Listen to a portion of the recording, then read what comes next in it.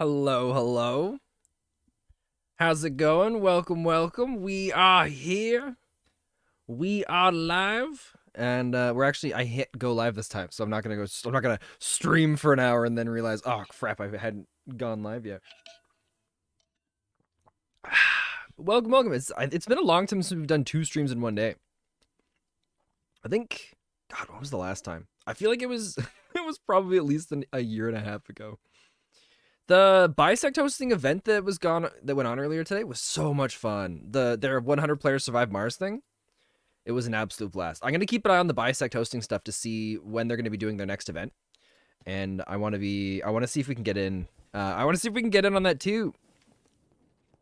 I think what made the event even better for me was the voice mod. I think if they didn't have voice mod, it wouldn't have been the same. Just being able to go and hang out, find random people, talk to them as they're running by, yell out to them, call out to them in different ways. It was really cool. Let's see. This and there. Oh, I don't have my music going yet. Ah, there we go.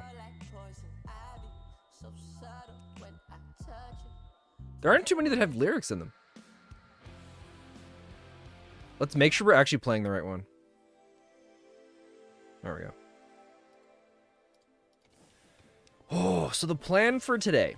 We managed to get a little bit of the automation stuff set up yesterday. So we've got the first little bit done where we've got our andesite being made. And making andesite here is going to be a lot easier than in sustaining gears, which is going to be nice. Because we've got this system here for mixing cobblestone and nether quartz. And it's actually making a fair amount. The only thing is we got to produce more quartz. Because I think our quartz is empty. And this thing can't keep up with it. So we're going to make... We're going to make another 3 of these. See if that's enough. Or sorry, we're going to make 6 more of these. See if that's enough. If not, we might have to make more. But I'm hoping that'll get it to a decent level. Because if we look at this one... Yeah, so this basically operates so that the third one... Oh, this one's a little different. What do we have going different here? We're sending out 4 at a time. Here we're sending out 5 and it clogs up. But I think this clogs up more because it has that backlog of the items. Where this one doesn't have as many items that come out, so it's... You don't get as much. Can we do 5s?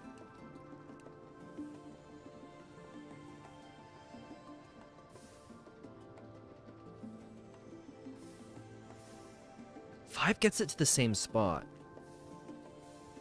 I feel like this one we could probably... Let's switch this to 10. And we might end up coming in and adding in another set of the auto hammers here. This one, I don't want to adjust this one too much because this one's already maxed out to kind of where I would like it to be.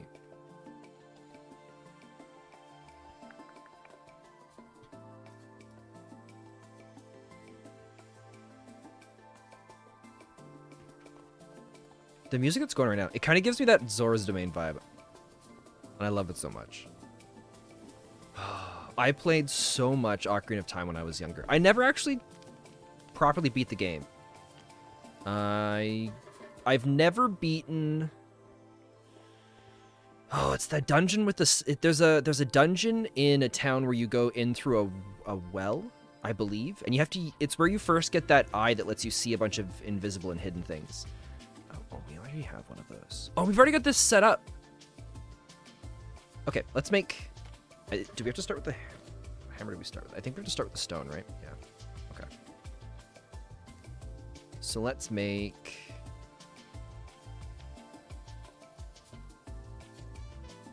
a ton of these. Yeah, how the dungeon starts is you go in through the well in the town, and you have to use this special magnifying glass, but it's not really a magnifying glass. It's kind of, I think it's called like a spy glass or something like that. And it lets you see things that are, so there's a lot of parts in the game where things look like walls, but they're actually some sort of hidden secret, and you can use that spy glass to see it. I think you can use it to see different floors and walls and a few various different things that should or shouldn't be there. 1, 2, 3, 4. What can we get rid of? Sandpaper, glue, electron tubes, kelp. Ooh, right. Okay. 1, 2, 3, 4, 5, 6. Oh, and then this needs the gold here, right?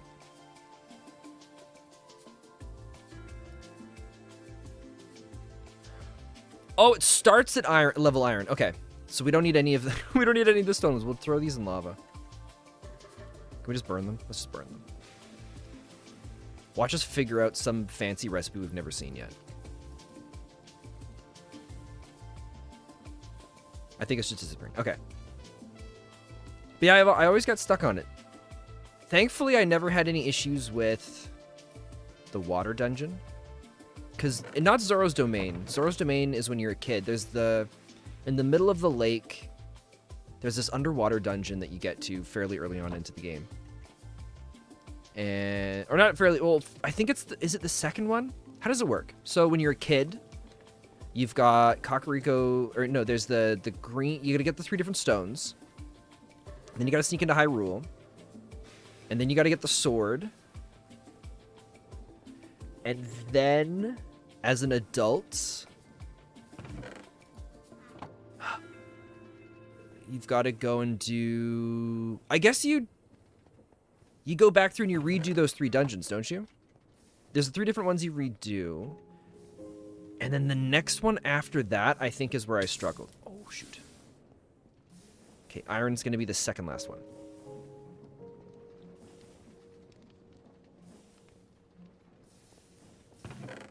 Oh, jeez. Okay. We might be doing really good on all these right now. Minus the lead ingots. I feel like a lot of those ingots we're not going to need to worry about. We've got enough of a backlog that whatever we're trying to make, we'll be able to just have it auto-produce a bunch of the... We'll be able to basically get enough of what we have, but have enough of a backlog that it keeps up with everything else. Okay, so 1, 2, 3, 4, 5, 6. 1, 2, 3, 4, 5, 6. So 1, 2, 3, 4, 5, 6. And now this goes here.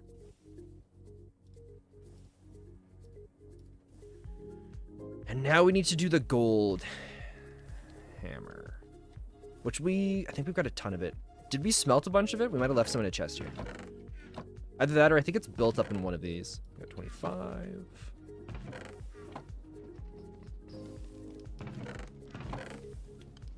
Stack of 64 and stack of 8. Is that all of it? Yeah, okay. But yeah, that was the one I always got stuck on. I know there was one day, I think I've told Chad about this before. I've told you guys about this before. There was one day I stayed home from sick for school, and my mom was just finishing up the game. I think I helped her beat the final boss. So you could argue technically I've beaten the game, but I've never actually fully beaten it. When it came out on the 3DS, I started playing through it again, and I got... it was the farthest I'd ever made it on my own. I got stuck on... Oh, what was it? Yeah, I still can't remember what the name of the dungeon is, but it was that one in the village. So technically I've never completed it.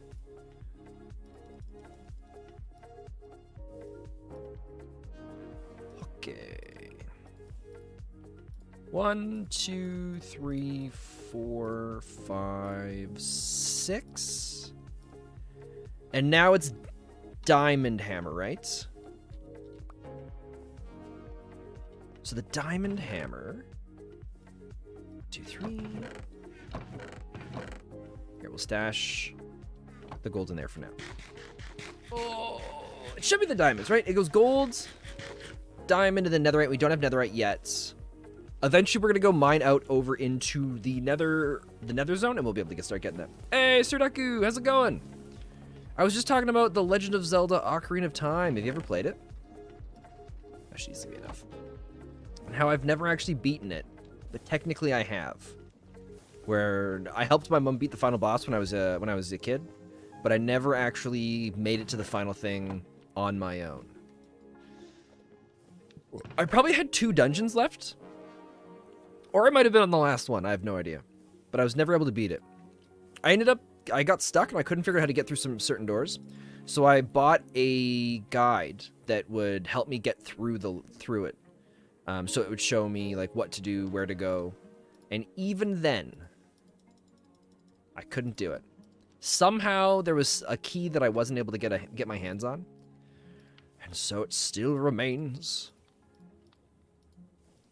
as the oldest game from my childhood that I never beat. Minus a bunch of the N6 or like the NES games that technically don't really have an ending. I don't know. There was the one I think I played the most on the NES was this platformer where you would go around fighting all different like bats and creatures underground, but it was a Michael Jordan one. So you were going around with a basketball and you would get these different upgrades so you could like throw different kinds of basketballs at people. So BRB for a bit, how are you? I'm doing good. How about yourself? And yeah, the basketballs had all sorts of different powers. It was like there was an ice one, a fire one, there was a metal one. And so as Michael Jordan, you're going through this underground little zone trying to beat up all these different creatures to get through the... I don't remember what it was. It was like... It was something to do with... You were trying to get to the end of this level. Something to do with a basketball-related thing. It's okay, you're exhausted, but you did cry a few happy tears today? Ah, dude, that's awesome. I'm assuming you had a lot of fun at the robot stuff today, then. Let's do this.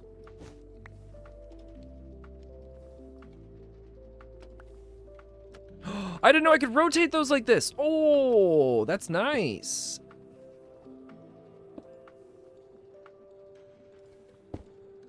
All right, so we'll do this. Oh, we need to do this with the brass ones. So 10. All right, we're setting it up to 10. This should have a better time keeping up with everything now. You had a lot of fun, yeah. It was just like, wow, I literally love this so much, and I'm so lucky that my school is doing a robotics program thing. Oh, Sir Daku, I'm so happy for you. Ah, that's incredible.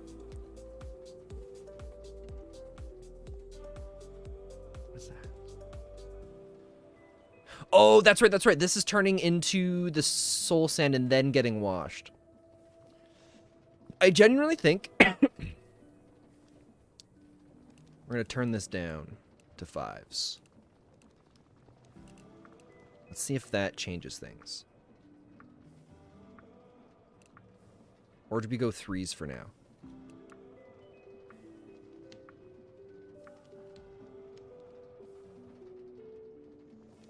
It takes a little bit to get all this.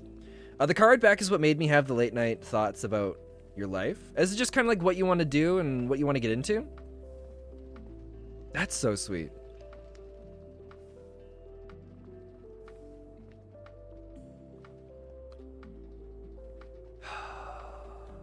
In a perfect world,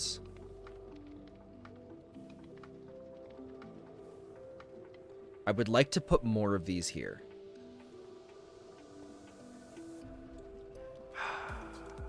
But at least that gets this going for now. That's gonna triple it, like, or a little more than double the output, so that's nice. Oh, no, I need my potatoes. Hopefully this will keep up a bit more with the quartz now. Kind of also, I don't know how I've met everyone in the robotics group and how close you've gotten to them. Ah, well, I mean, it helps too that you guys are working on such cool things together, right? Ah, dude. That is so cool. I'm really, really happy for you.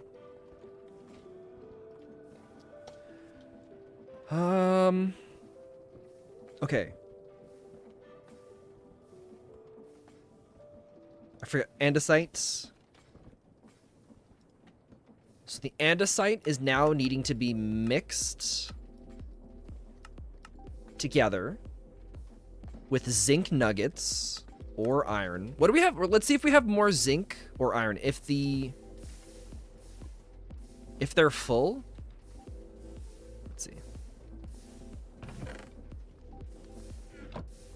We have a ton of both. The zinc isn't really used for anything else, I don't think. The zinc ingot, yeah, it's not really used for much else. So we're gonna use the zinc. Oh, there's an auto smelting thing. We're gonna use zinc to make our mixed stuff over here. So now for the next part of the factory. When we got to the robotics tournament place, you retired and took your professor's bag and you fell asleep on it. You just used it as a pillow.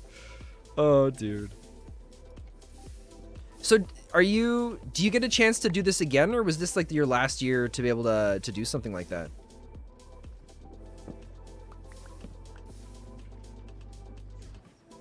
Okay. So let's, you know what? Here's what we're gonna do. We're gonna just, I'm gonna go here.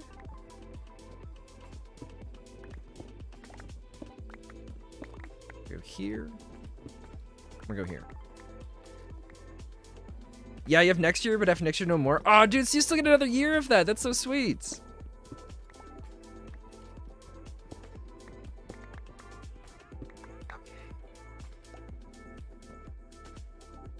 Because that's when you'll be graduating. That's fair. Do you do sports or anything like that, or is this the only group thing that you do, or like club-like thing?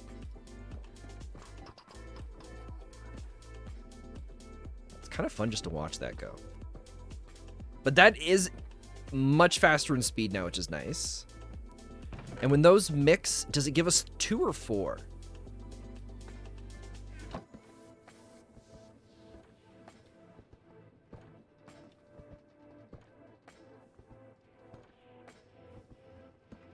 I don't know if it gives us 2 or 4.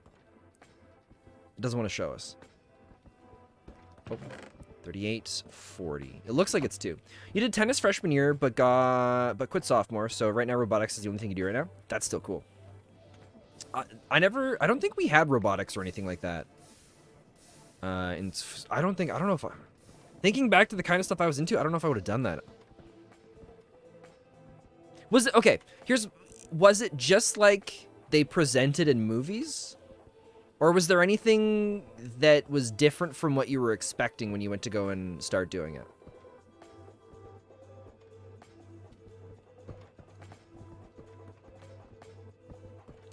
Oh, every once in a while this gets an influx of this. I wonder if it keeps up or if we're slowly running out here, because this is just running nonstop. Because they present that stuff in movies and it always looks really, really cool. But I've always been curious to know how it all kind of matches up to the television thing. Some people have told me that it's pretty close. All right. The next thing we're pulling out is andesite. So what we're going to do for the andesite, I think, is the similar kind of thing. We're going to do a conveyor here. And what's the height that we went up to on the other ones? It was how you expected it? Ah, dude, that's even better, especially if you enjoyed it so much. Go up 1 block above the stone there. Okay. I want to just try and get as much of that stuff up on the same level as possible.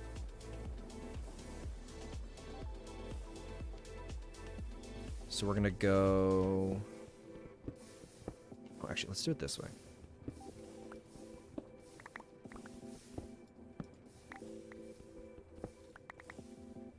So our conveyor is going to come up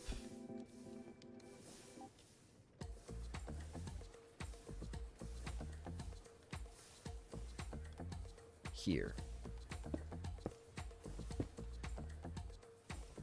Okay. Then once it gets here, we're going to have to turn in...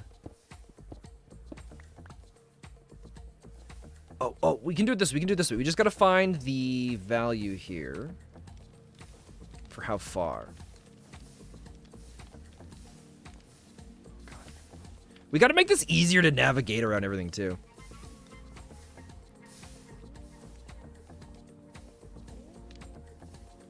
Oh, excuse me.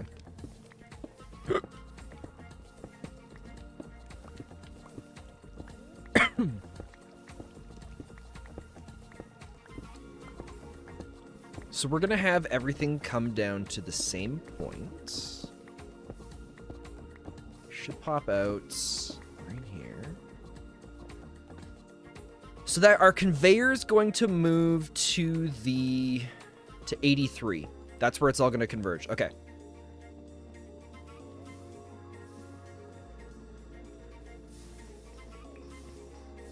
Oh, shoot, we did it again.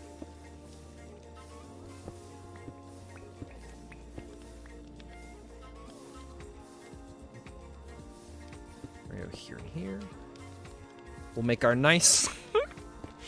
our nice little tunnel walkway. Okay. I said 83, right? So now we're going to go right here.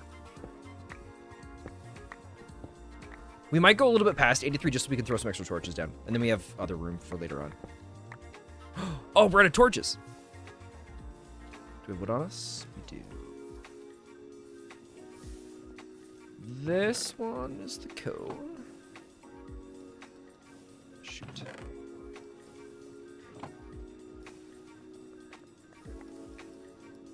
Whoa. Oh man, I've been getting really into snacks lately, and not the good kinds. Not the ones where it's like, oh, you know, just have a little snack here, eat, you know, take care of myself, keep myself fed. No. It's like I want to eat something, and I want to eat something good, and I want to eat it now. And so I've been eating a lot of unhealthy things. For the longest time, apples were always just what I would eat, but I found out that apples have lots of sugar in them. And it might be why I've always just been a big fan of apples, especially Macintosh, because Macintosh have tons of that crap in it. But lately, I've been getting really big into Ritz crackers. Oh. I can never have too many of those. And I've also been getting into dried mangoes. Which at first I'm like, mangoes are good for you, right? They're a fruit. But when you dry them, they're different. They're not as good for you anymore. Plus all the other stuff that gets added into it. I had no idea. So I used to take like these big, massive bowlfuls of dried mangoes when I was just like, I have a snack. But like if you have a couple little bits, or if you have a little bit here and there, it's not so bad. But I can't get enough of it. Buddy can't get enough of it either. But also he can't get enough of any kind of food. All right, if I dig down here now, there's our spot. So we're going to go and go here.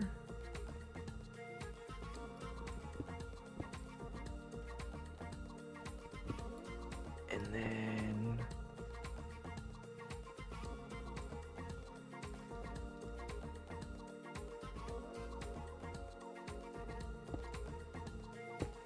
boom, right?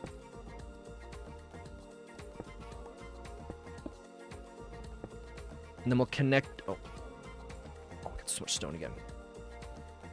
Oh, the Control-Shift Q is so good! We'll have to deal with it on the... Oh, we have tons... Alright. We should just get a backpack that configures it to just delete stone when we pick it up. I know there's a way to do that, but I don't know if we have the backpacks that can do that here. Okay, so now this is gonna connect...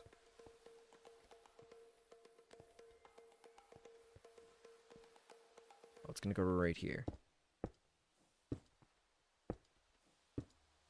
As well as here. But I want more things to snack on. I've been getting back into chips, which is also not a great thing.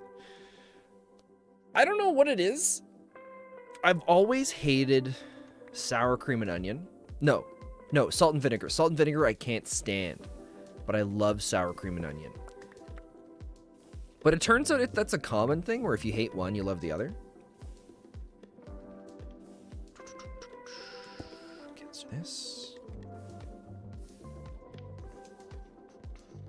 And then we need more. 1, 2, 3, 4. If I could have any snack that I could eat infinite amounts of, though, I don't know what it would be. My first thought is it would be dried mangoes, because I love the taste of them. But I really love crunchy stuff. right? Like the crunch. I totally get why my dog, like Buddy, is a big fan of things like carrots, but if you give him the chance, he'll completely avoid broccoli. He'll go for the other stuff because it's just crunchy, right? And it's just the sound and the feel. It's just so good. Now we've got to... I'm going to move this now. How do we want to do that? I think what we're going to do...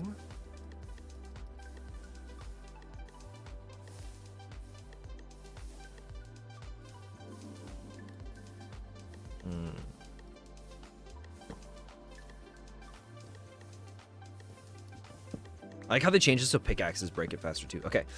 I think we're going to have the line come from here to here.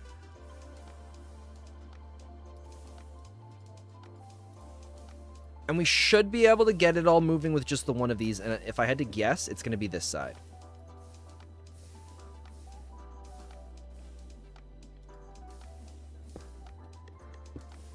Cool. So that gets that turning the right way. And then, because it's the andesite and there's not much use for it, we'll just use this one. Sure, it's going to pull a lot out, but that's fine. It'll all build up eventually. Now, I don't want to place too many of the shafts in here because it'll get complicated. So we're going to we'll test stuff out and we'll see which way it spins first. Okay. Actually, which way is that spinning? That's spinning the opposite way. So 1, 2, 3, 4, 1, 2, 3, 4, 1, 2, 3, 4, 1, 2, 3, 4, 8, 12, 16. Yeah, we'll go 16. Oh, we got another stick. Lucky stick of unluckiness. Oh no, we gotta get rid of that. We don't want the lucky. Wait. It's just an average stick then. Interesting. Interesting indeed. Wait, is it on the same thing again? Oh no, I thought it was another big slime that was stuck on the little conveyor system in the middle there. Oh man, the only chips I will never eat again in my entire life are, I don't remember the brand, but it was bacon flavored chips. I ate the bacon flavored chips, and then a couple hours later, like my insides were just like, we gotta get rid of absolutely everything that's in here, and it was rough. I don't know if it was the bacon flavored chips or if it was something else I ate before it, but bacon flavored chips have been ruined because of that.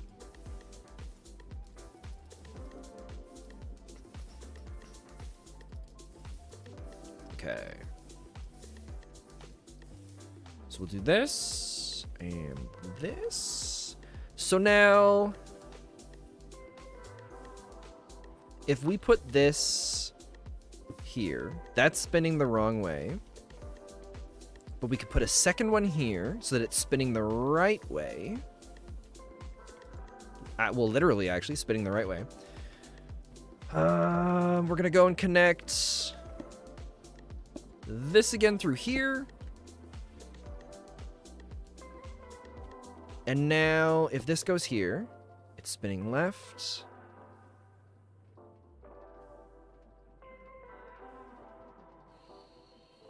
Actually, we could use less of this if we put it here.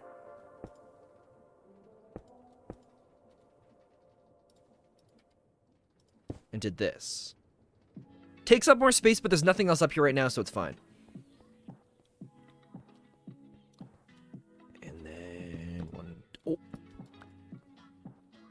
Oh, I thought we were out. I'm going to hold off on making a ton of them right now. We're going to have this all automated in a second here, but we'll see what happens. Okay, so now this needs to connect here. And now this conveyor line should come down this way. Oh, we gotta get rid of all the cobblestone. Boom. And now we just got to make our basin. Which the basin is andesite alloys. Do we have enough? Oh, thank God. Okay. Right. So this goes here. It looks like because we're putting it in this way, just puts it in automatically. That is sweet. Will it stop when it fills up, or will it start tossing it over the edge?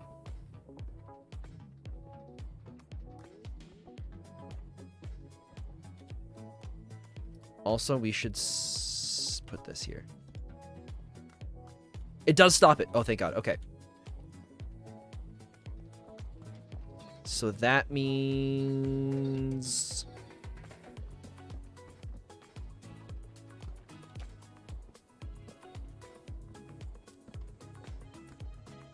trying to think on how we want to do this. I think we're going to do the same setup as before, but we're going to go like... shoot. Here, have the zinc ingots. Okay, back. Hi. Hey, welcome back, Sir Daku.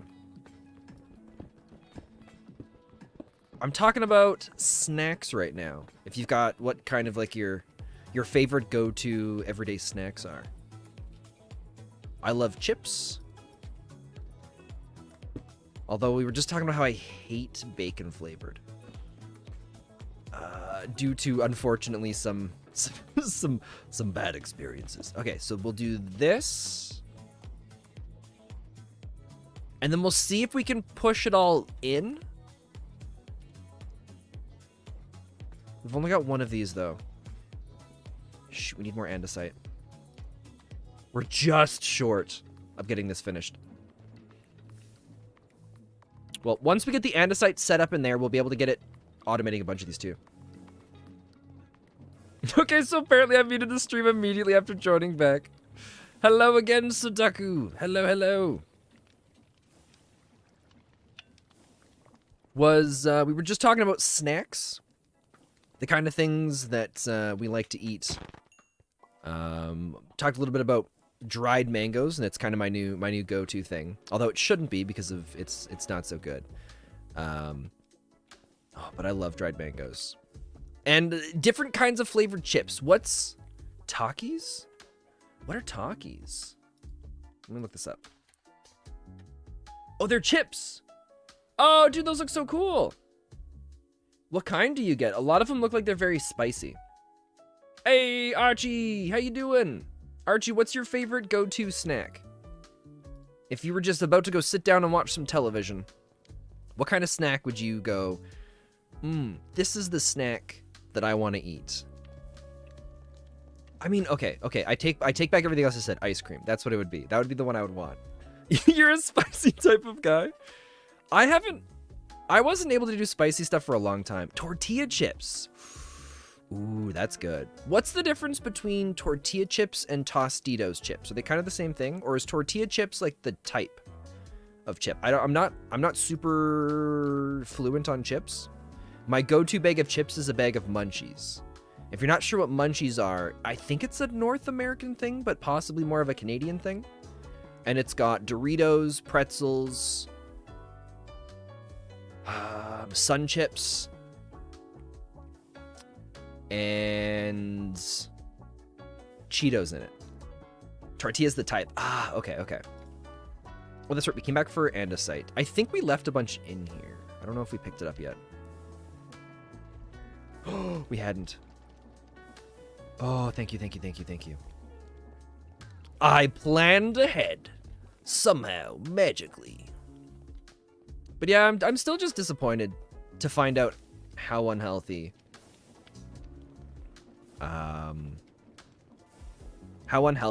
dried mangoes are. I'm not a big fan of dried apples. Those are okay, which I thought I was going to like them a lot more because apples are my all-time favorite fruit. I can never get enough of them. 2, 3, 4. Oh.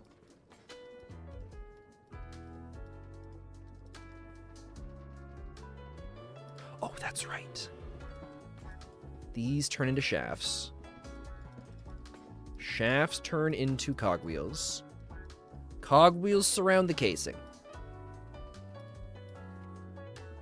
And we're going to need to do 2 vertical ones and hope it spins the right way. To test this, we're going to delete this. Live until what time? I will be live probably another like 2 or 3 hours. It's 7:30 right now. But Venom, welcome, welcome. How you doing? So that's spinning the wrong way. So we're going to go and add a second one of these. Okay, we're going to go like this. 1, 2, 3, 4. 1, 2, 3, 4. And then here. I don't know. I love snacks. If eating food could be considered a hobby, that's what I would like my hobby to be.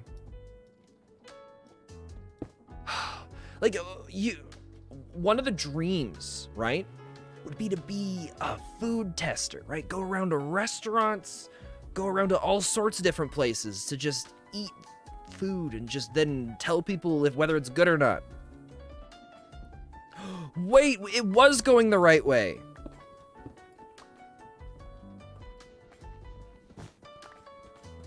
We're trying to put this stuff into there.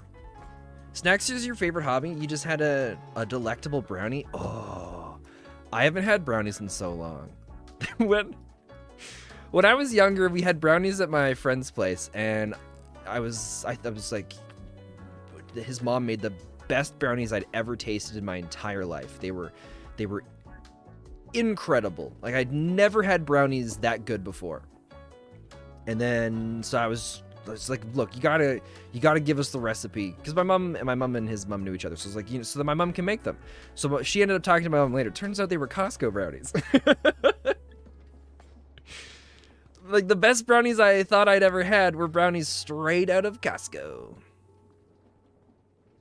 Is this only putting in 1 at a time? How many is that? Oh, this is only putting out 1 at a time. That's fine for now. But we're going to be speeding this up. I think we're going to have to do brass funnels for these. Because I was thinking of putting out 16 at a time. No. Yeah, 16 at a time. So we'll do 16 here. And then we'll do 16 down here. I think that's what we're going to do. Because yeah, we're gonna have a mixing bowl going as fast as possible to just pump those out. And so I need this to be able to keep up. That's what we're doing. Okay. Excuse me. I wonder what the perfect kind of like snack spread would be to appease everyone's needs. Right, because some people are really healthy snackers. Some people are very unhealthy snackers. Some people are a mix of both. I like to consider myself a mix of both, but a lot of the stuff that I thought was healthy snacking turns out it wasn't healthy snacking. Do you guys still do, like, the meat and cheese trays? You don't really see those as often anymore. They used to be, like, a go-to party thing. I know it's something my parents still do. It's something when my grandparents were alive, that's something that we would do all the time. We would have all the time at their place.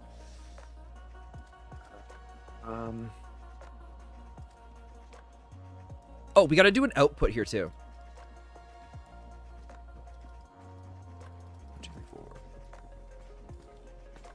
You'd see there's more cheese than meat trays, because the trays that we would do would be a mix of both. We'd have meat and cheese and crackers. Meat, cheese, and cracker trays. That's essentially what we would do.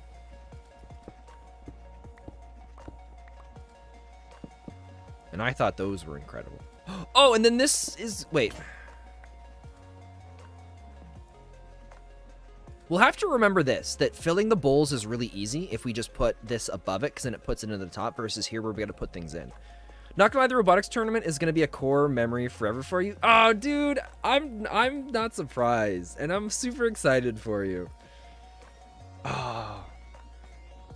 Have you done anything like that before, or is that kind of like the first big tournament event that you've done? Because there's a couple tournament events that I've been a part of. Nothing to the scale of like a robotics tournament. I did badminton and stuff like that, but never like that. It was the first time ever. Oh, the fact that it was something like that of that scale and being the first time you've done an event like that. Oh. Don't break the chest. Thank you. Okay. So now what we'll do... Oh, my pickaxe broke. Shoot. Do we have Constantin? Wait, Constantin... Oh, no, we left enough stuff for that in the smelter, so we'll be good, we'll be good.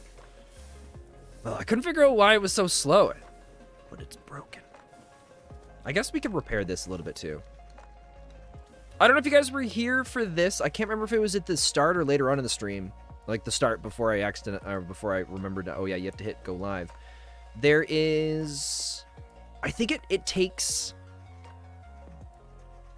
a ridiculous amount of ingots to repair the sledgehammer. Here, we'll do 16 and 16. As soon as that melts, we'll throw these in there as well. It was definitely out of your comfort zone. It was a good thing, though. Oh, yeah, I never thought... Yeah, because Surdaku, you're more of like an introverted kind of person, aren't you? At least from the times we've talked. I think it took a little while for us to socialize when we first met. But dude, you were so much fun in the YouTube video that we did together. I had a lot of fun doing that. You are super introverted. You didn't feel that way when we were recording, but I think it's a little different probably when it's like one-on-one.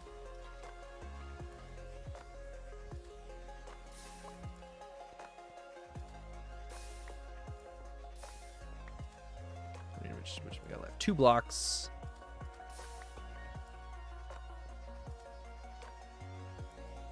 I've also kind of given up on the bee. Now that we're all over the place, it doesn't really excite me as much. Although we did see that the one bee we missed had... oh, I had some ingots in here. Had the... do that. Because look at this. It took us that many for this. And then 2 ingots and it basically repairs this. You like talking to people that you know. Don't get me wrong, but my social battery goes away quick and I hate making new friends. Ah, that's fair. No, that completely makes sense. You're here to hear, folks. Surdaku hates everyone. Just kidding. Surdaku hates everyone. He's too good for us. Just kidding. Oh. I mean, speaking of someone who hates everyone, being my dog. Well, it's not he doesn't hate it. Actually, no, he does hate everyone. Oh, God. Slimes. Ugh. I would never...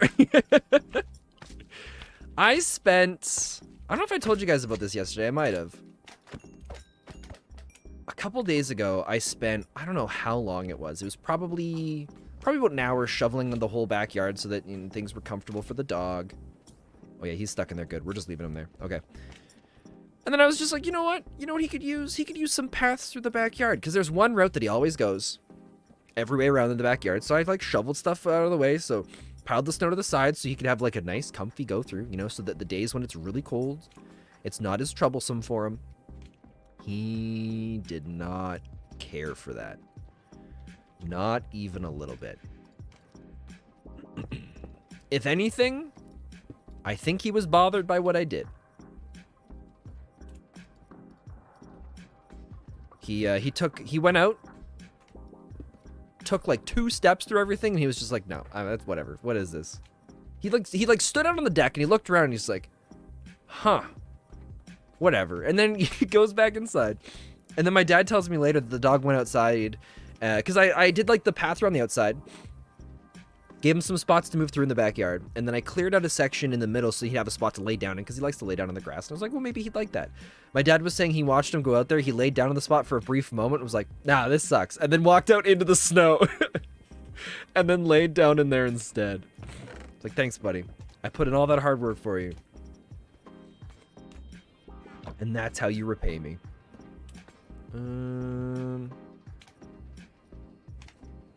Let's do... Can I get those on there? Perfect. So, I saw him out there yesterday. He was laying on the part just before I had shoveled up to a spot. So, I learned, you know, just don't do any of that. When we were younger, we had a smaller dog, Marty, and we would go and clear out a bunch of the sections around the backyard. So he'd have little paths to go through, but he was also a very small dog. Like, he's a lap dog. He was a poodle terrier. But he looked mostly terrier, but with, like, the poodle hair. Oh, no, I guess it was more of the terrier hair. But, yeah, he was a tiny one, so he appreciated the paths to walk through the snow. Otherwise, he'd be, like, jumping to get through stuff. But Buddy's just like, no, don't you dare mess with my stuff. Sim, I had a tough time talking to people in events, like trading posts. Could barely get through that. Oh, Archie, I forgot you were in trading posts. I forgot about that. Trading posts was so much fun. Oh, and the event earlier today, Archie, that was incredible. It sucked. No, excuse me. It sucked to see you go. I didn't even see how you died. I don't remember how it happened. I just remember you popping up in chat and you're like, I'm gone. I'm like, what? No. What was that again? Trading Posts was an event by Wraith Station. And then the one we did earlier today was Bisect Hosting did like a 100 people survive Mars.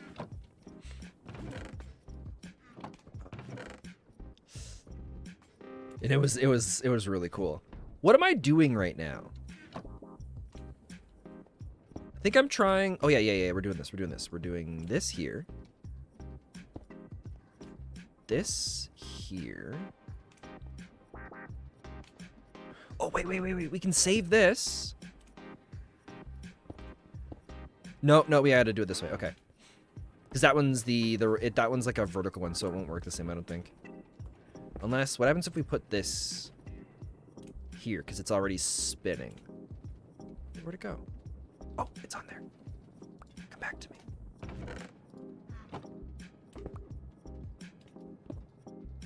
Oh, it's spinning the wrong way again. All right. We gotta make another one of those. You got sucked into the aux room and then got clapped instantly. They didn't have a chance. That sucks. I'm still trying to... I haven't gone back and rewatched the VOD. I'm still trying to figure out how I died. I think I got teleported to a spot and there was only me and all of the other guys. Because suddenly I couldn't see anything. And it was like a new area that I hadn't been at before. But it's also possible that guy might have just transformed or he had some sort of ability to pull me in. I'm not sure. But if we could do that... Oh, man, if they ever did that event again, that'd be so sweet. Okay, so now this goes here. And now we gotta get the mixer. We need a whisk... andesite casing, and a cogwheel. The whisk is going to be iron sheets, which we have... Oh, we're one short. Dang it. Okay, we'll go back and we'll make it in the main base. Oh. Cobblestone we do not want. I think... because there was me, you, and Effie, and I think Effie survived longer. I think Effie made it the longest out of the three of us. It was so much fun, I completely forgot about the imposter thing until that guy transformed. Yeah, me too! When the guy was first calling over, he's like, hey, do you believe in this thing? I'm like, what the crap is, like... I'm like, clearly this guy's aggressive. So I'm trying to get away from him. And then he just decided, no. That's it, you're dead. I knew something was up, though. I just didn't realize exactly what was up.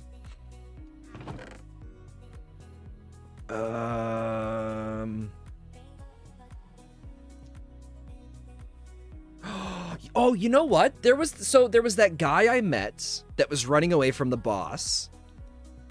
He must have been running away from the transformed guy. And then the transformed guy turned back into a person and then tried to reel us in closer.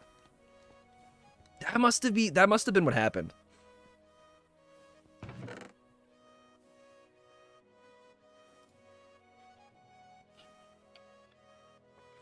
Yeah, I'm pretty sure that's what happened. Okay. We need to flatten some iron, which we were flattening something there. It was copper. Oh, shoot. We should have brought iron with us. Clever. See, I'm pretty sure that's what the guy did. Because suddenly the boss was gone. I didn't think I wasn't sure if I'd gotten away. I felt so bad for just leaving that guy. But it would make sense, because I think he must have killed the guy and then started coming after me. And I think I got pulled in or teleported because I had no problem getting away from the guy. I wonder if, as the alien, they don't have the same kind of agility. I think they're a little smaller. That's the only thing I can think of. But if there was any way that I was going to go, I'm glad it was that way. I'm glad it wasn't another player. There was a player that almost got me in the oxygen zone. I think I got hit 2 or 3 times. If he'd hit me twice more, I'd have been dead. And I was just running away. And suddenly everybody started yelling at me. They're like, whoa, whoa, whoa. And I'm like, oh, thank God. Oh, thank God I wasn't going to make it. But I repped the Rinzian merch. You can't really see it as well. So hopefully that makes Rinzian proud. That's the only thing that matters, right? Okay, let's do... It was this. And this. For the whisk. And then we just gotta make... Yeah, let's just do all 4 of them. 1, 2... Nice! Looking fresh. Yes! Okay, the mechanical whisk. Now, what's nice is the spot that we've got everything set up at already has the I think it already has the max speed, doesn't it? Oh, wait, we're going to need to upgrade everything again, aren't we? Oh, shoot.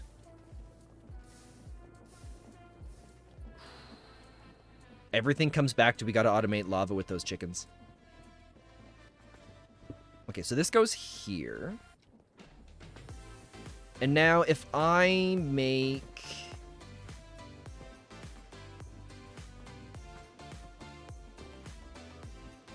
four more of these. But we make 2 of them bigger. What I think we can do is this.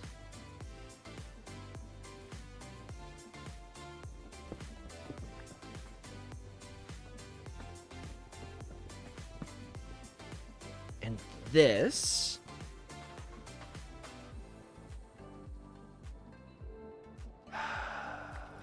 No, hold on. What we'll do instead is we'll make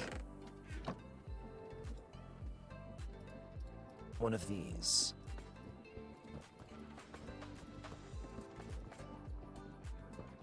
So that we can get this spinning over to the spots. 2, 3, 4, 5. And if we go back 1,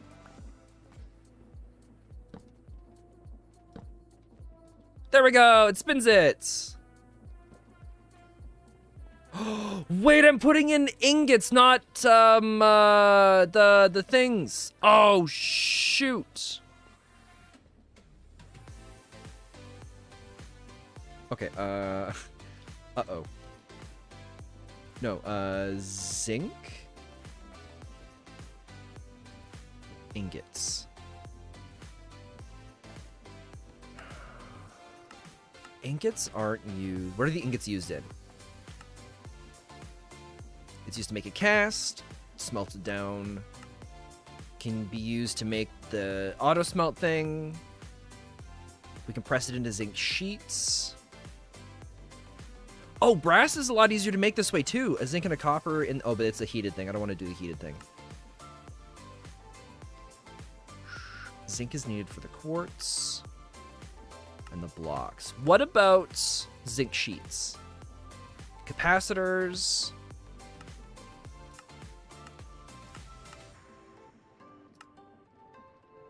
A plating banner pattern. That's kind of cool. Okay. All of this needs to change. Oh, wait. Can this... Oh, we can just make one of those. Okay. Here's what we're going to do. I forgot a very important step for this. Oh, we also got to make some more potatoes. I think what we're going to do is we'll make a little trader eventually. So that there's like a little like dispenser thing, and we'll call it Ghost Ian's Baked Potatoes. Okay. I need to make one of those. I forget how to... I think it's like a mechanical crafter. We need brass crafting table.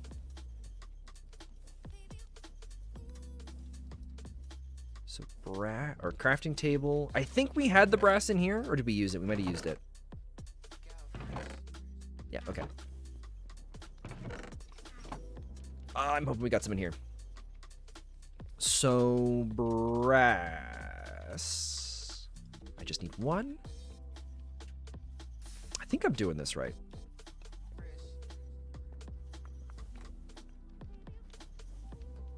And we need wood. This way. I can't remember why we were working so hard on getting this automated. I think it was because we needed it a bunch for different automation things. But I remember if I know if I run through the process, we'll start out with just like, why do we need this? Why are we wasting our time making this? And then we'll start going through the train of the things we want to do, and eventually we'll make it back to, oh yeah, this is why we need this. So we're gonna get it done. Oh, wait, aren't we trying to automate mechanical craft? We should automate mechanical crafters too, shouldn't we? Okay. Mechanical crafters, we just needed the one. We're gonna have the ingot go in and then come out. What's nice is it should just be able to output directly onto the conveyor.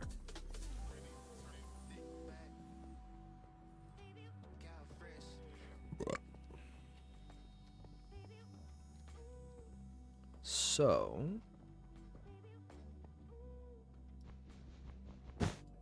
this is gonna shrink a little bit. Crap. There we go. Okay, we're gonna do mechanical crafter here. No, we gotta go up one block.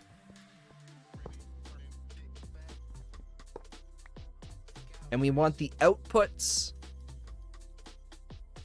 to be the right side. 1, 2.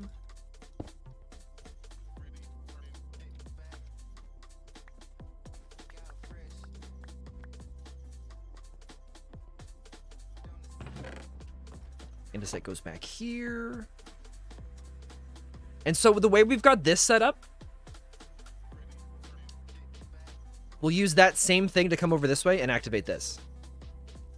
So now... Oh, wait. Okay, no, we're good. I was just thinking about how we're going to transfer power over, but we'll just do this. This way keeps everything running.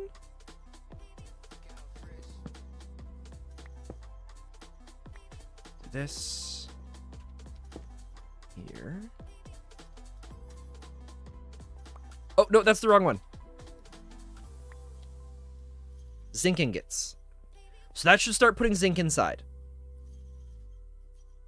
But I think...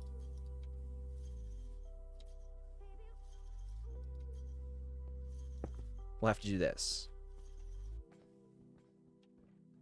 And we'll do this. That way it should input and output properly. Okay. And then we got to power it from the top. So we're going to go and put this here. We know our power cable, or not cable, but the line.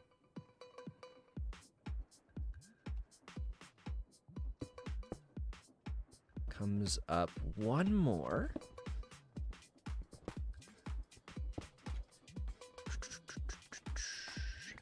I also gotta get that cobblestone back off again. Oh. Okay. 1, 2, 3, 4. 1, 2, 3, 4. 1, 2, 3, 4. And there we go. I don't know if anybody's keeping up with My Hero Academia, but the latest episode came out this morning, I believe. Oh, we also need one more of these. It was so good. I love the show so much. I don't know how they're gonna keep. I don't know how long this season's gonna go, because I feel like we're getting close to a part where I'm afraid to say anything because I don't want there to be spoilers, but we're getting close to a part that I thought was going to be the end of last season, but I don't know. It just, there's so many different ways and directions they could go with this stuff right now. Okay. So that's going to spin to the right.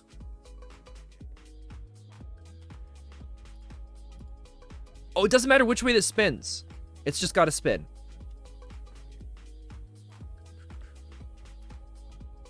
There we go. I had Twitter up on the side monitor. Every once in a while, something would flip and go by, and I had no idea what was going on.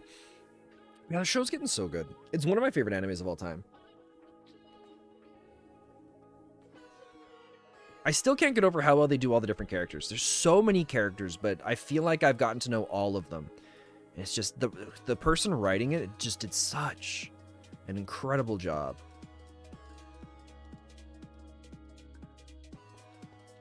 Okay.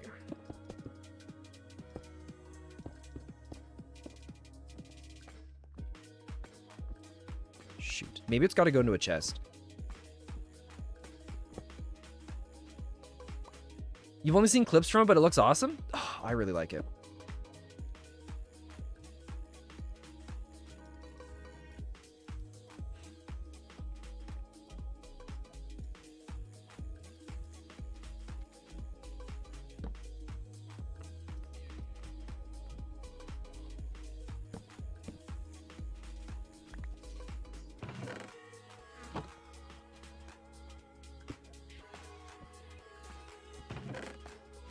Okay, so that's going in there now.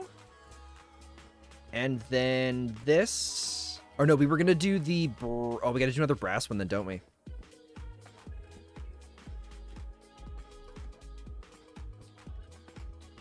Shoot. If I do this, how many is that? Yeah, it's only one. We're going to go find a brass one.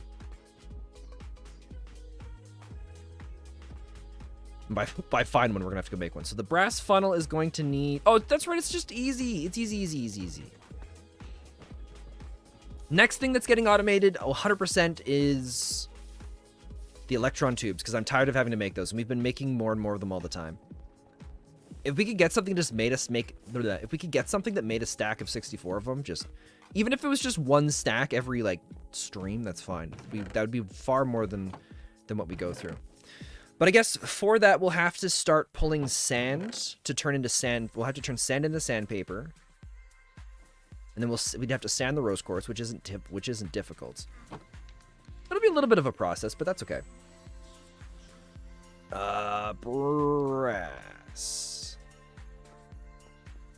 Should hopefully still be there. Ooh, I guess we're going to need to automate the brass then too, aren't we? Well, at least with the way that the mixing bowl thing works, shouldn't be too much of a problem. Okay, so we go here. Dried kelp.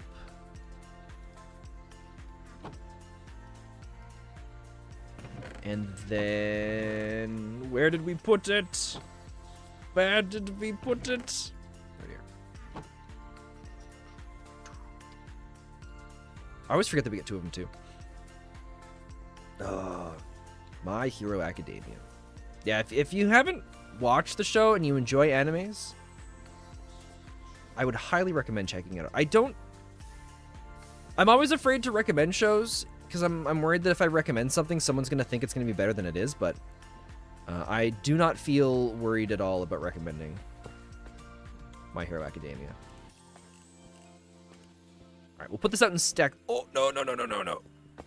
I do that every time. Okay, so now... Oh, there it is. It's mixing. Why did it stop? Oh.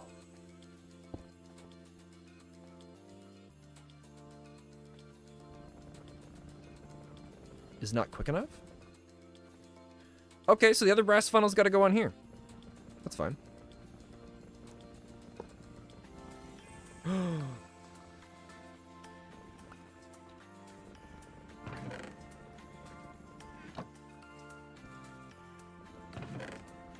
Wait, that's the wrong... No, that's the right one. Andesite alloys come out. Zinc ingot can go there.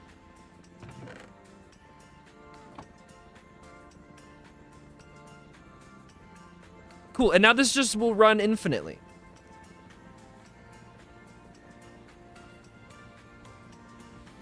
Excellent. Look at that, we've already got 32 of them. It's making them so much faster than we've ever had them before. Okay. We'll take those for the road.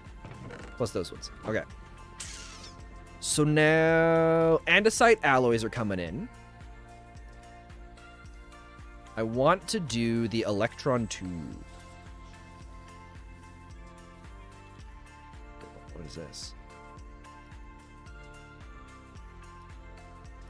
Oh, there's like a whole nother thing here. Challenges for the advanced botanist? A Satasun? What? I don't understand what that is. It's a gun? Dig through the world using a rank SS Terra Shatterer. What? Slay a Gaia Guardian without wearing any armor at any point during the fight. Mythologia's End? Whoa. Celebrate Tiny Potato's birthday on July 19th?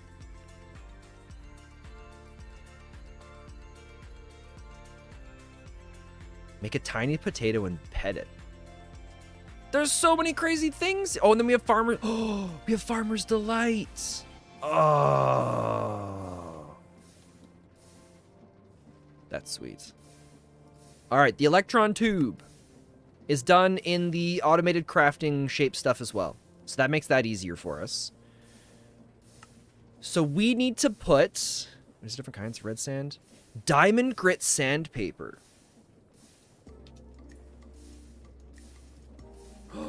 Diamond dust. And sand.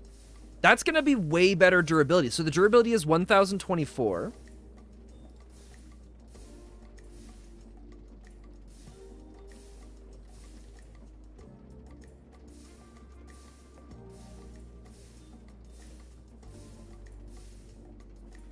Durability 8, durability 8. Durability 1024.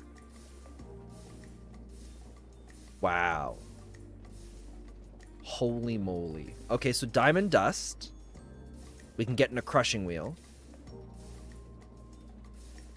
we get it in the other thing too? No, it has to be the crushing wheel. We can also do an earth charge. We're not going to make that. Okay.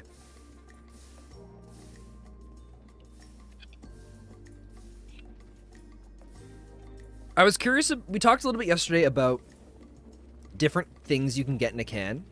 And so I was spent a little bit of time looking around other different things you can get. You can get, hold on to your horses here, PB&J in a can, like a PB&J sandwich. It's called a candwich. There's a company that makes canned sandwiches, sandwiches that come in a can. I wonder how long those last and how it works. Because it makes me think it's going to be kind of a soggy sandwich. Either that or there's not that much PB&J in between it, right? Because if you put jam in a sandwich, eventually the sandwich gets soggy from the jam. It takes a while. So it's just like, why? The future is now.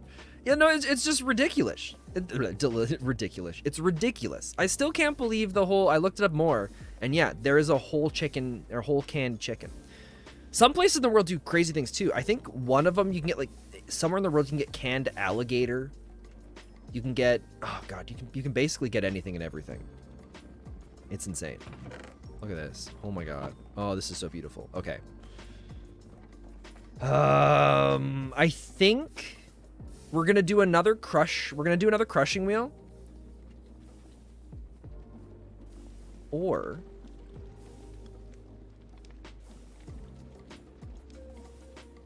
no, we should automate it, even if we just make it really slow.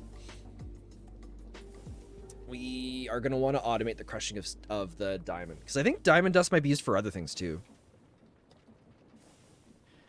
diamond dust, endurium ingots, anchor upgrade, armored jetpack. And it looks like it doesn't matter what we use, we still just get 1 diamond for each thing.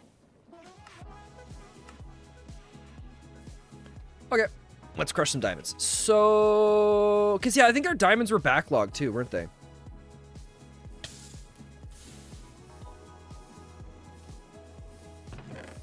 Oh, they're not backlogged. But I mean, with the, I don't know. How would you rate the YouTube streaming experience compared to Twitch? You've been thinking about trying it out, but you're not too sure. I really like it. It's definitely got some things that aren't as great as Twitch. Like, so you guys have a bit, I mean, okay. The first thing that had me move over to it was I could stream in ultra wide. So I could just play, because I really like playing in ultra wide and I wanted to stream in it.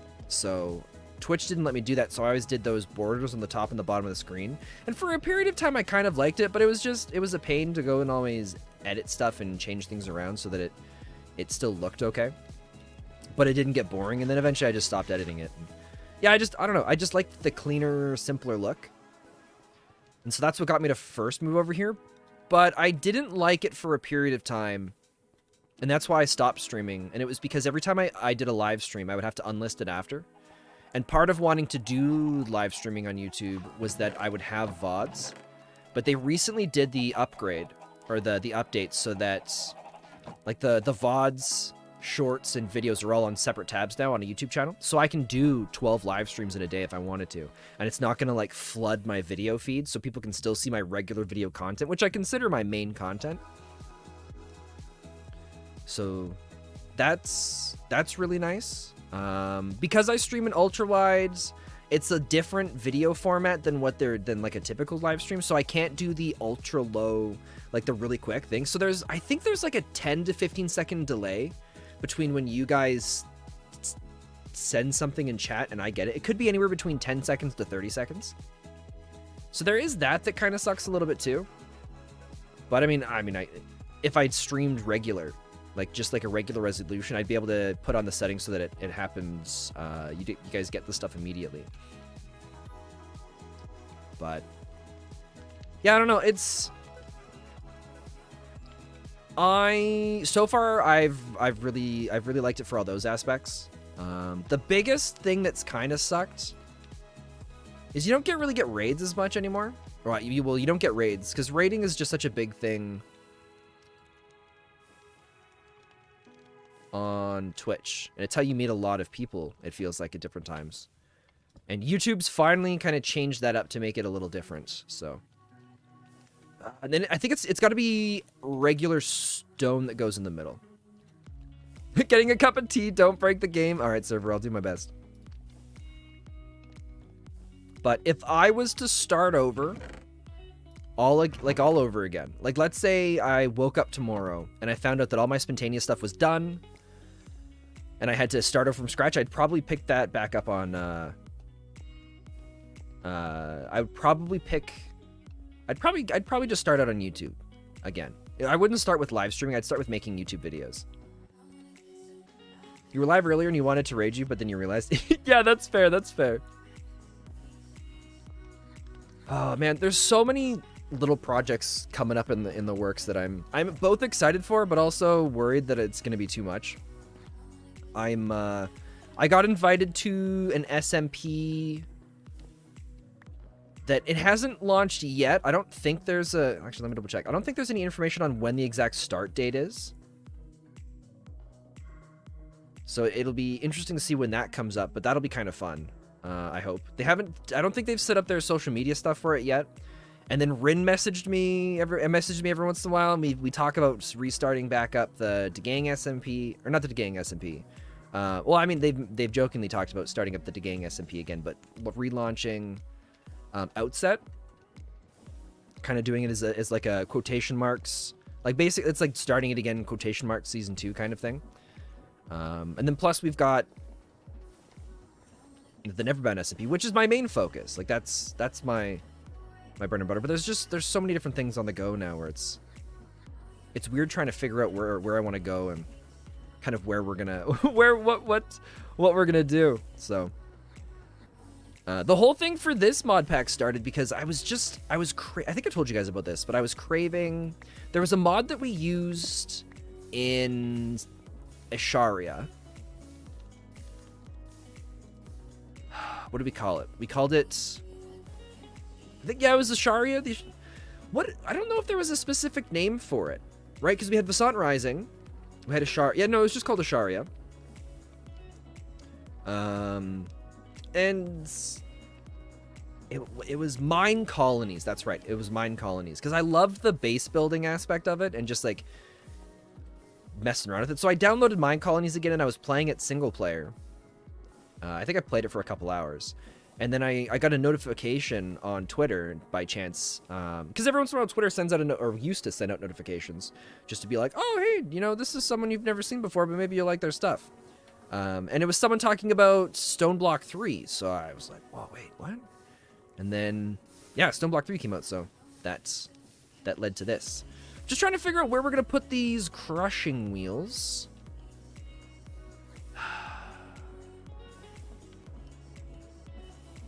Oh, you know what we gotta make? Goggles. Oh, but we don't have string. That's why we never made those before. That's right. I want to automate the electron tubes, and then we're gonna start working on chickens. I think. We'll see. I'm sure I'll go to start doing chickens, and then something else will come up, and I'll be like, oh, just kidding. We're actually gonna start that instead now. All right, chest.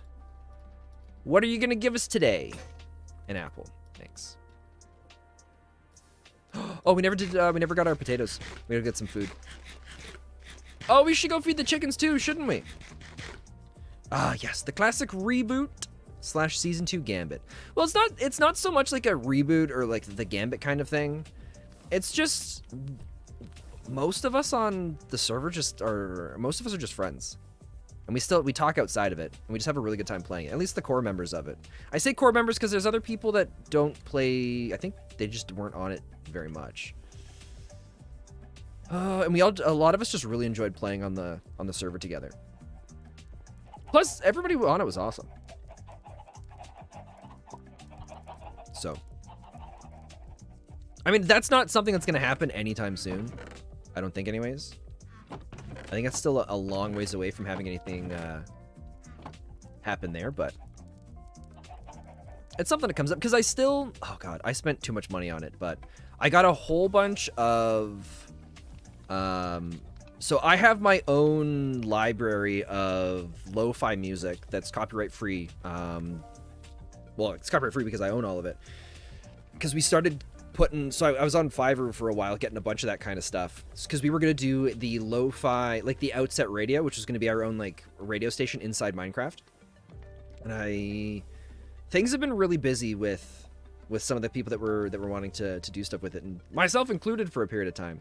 And then it just kind of fell off, but that's something I have a feeling that'll be something that comes before the server relaunches because I really want to do that.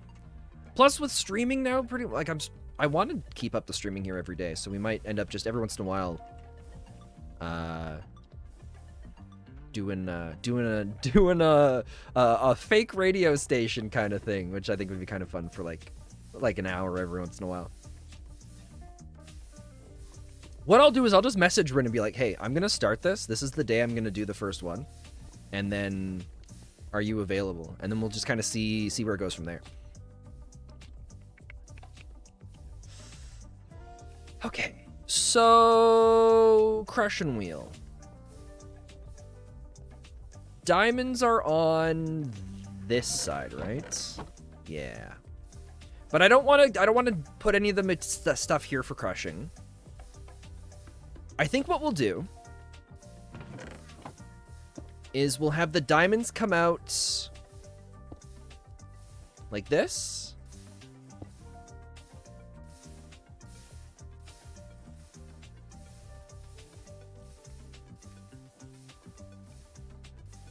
Or can we just go straight up? Maybe we should just go straight up.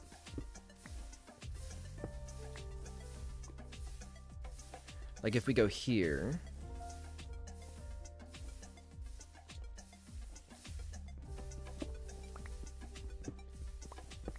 Like this and this.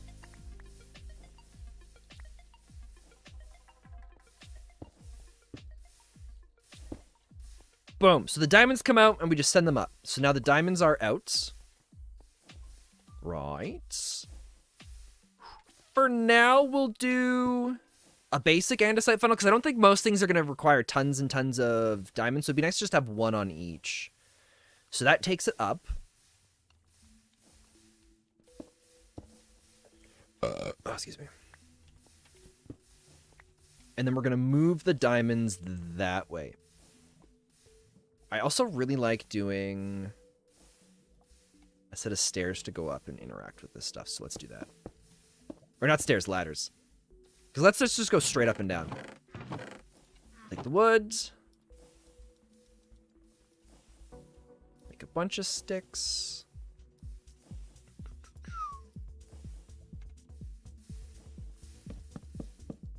2, 3, 4, 5.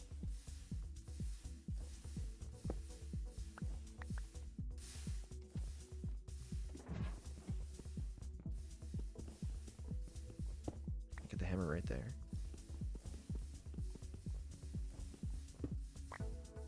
Boom, okay. And then to clean this up, we'll go like this. Oh, can you guys guess what the most...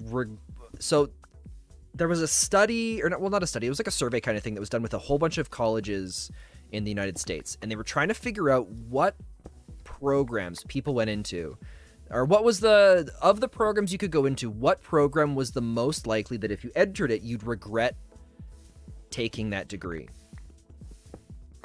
I was really surprised by the list. I thought we were going to get I thought we were going to get degrees like engineering, or we were going to get something like, what do you call it? Like a psychology, like the classic ones, the ones that people usually go into, but it was nothing like that at all. What were some of them? Yeah, I thought it was engineering and psychology. Journalism was something people would go into, and then more often than not, they'd be disappointed that they did, which seems kind of, I don't know, like journalism didn't seem to be a super popular one. You think English would be pretty high up? I can tell you right now that yes, English is one of the ones that people regret going into. I didn't think journalism was a super popular one to begin with, but I wonder if it's just because of how the industry is. Because journalism is a very, like, dog-eat-dog world. Oh, you know what? This conveyor is actually going to go up higher. Because we're going to have the conveyor just go up high enough that we can take it along another line and instantly drop it into the crusher. And then, because if we want to pull stuff off of it later, we can just have other things or other parts that pull the diamonds off of it.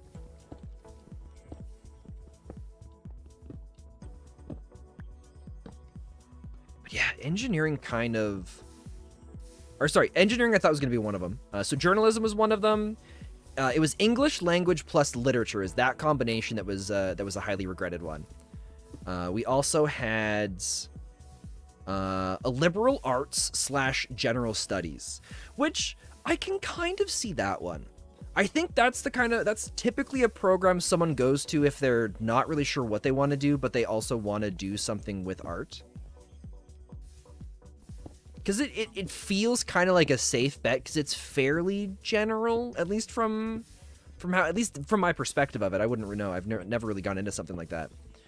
We had communications as being one that people didn't really get, which is weird because communications has been popping up as one recently that it's important to, or that you're guaranteed to get not like a fantastic job, but at least something out of it. We also had education, which I don't know how I feel about that one.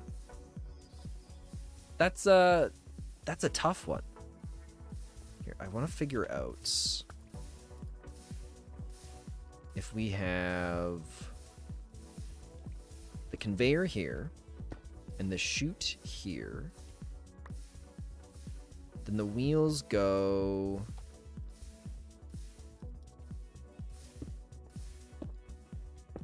here and here.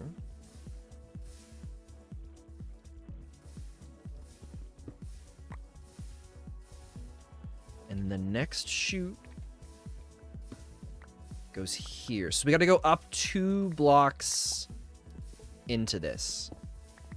Yeah, that makes sense. Communication and media is my major, and I don't really regret it, but I can see why people would. So what about it do you see people would regret? Now, since you have, like, that first-hand experience with it. 1, 2, okay. So we're going to write this. We're going to attach this here.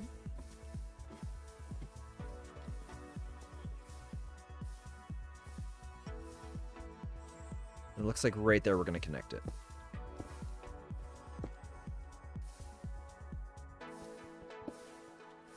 Because I know I really enjoy, like, my absolute favorite class in school was Comtech, like communications technologies.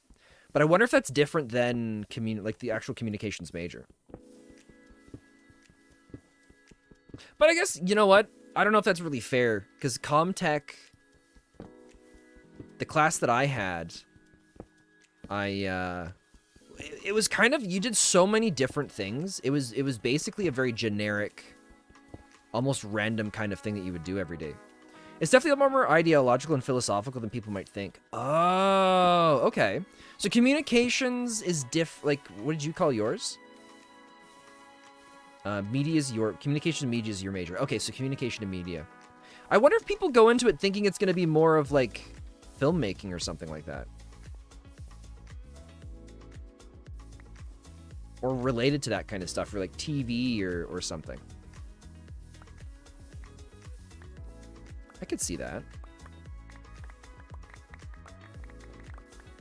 Oh, maybe we should get a backpack and filter it so that it only picks up cobblestone. Then we can store so much of this. Can we do that? We have a backpack. All right. So shift right click. Auto pickup. Cobblestone.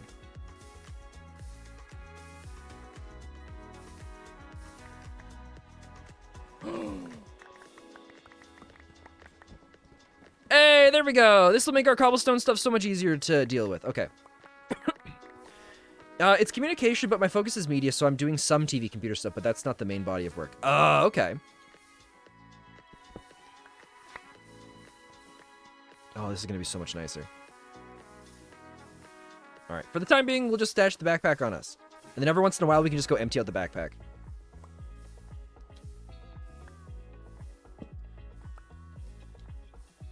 Because I think there should be a hotkey for opening the backpack, right?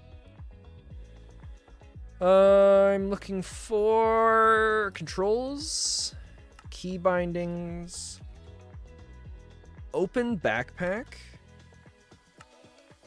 There we go. Boom, there's the backpack. And if I go like Control Shift Q, it still tosses it all out. Excellent. Oh, this is going to be so much nicer now for working in all these things. So now we're going to do stack here.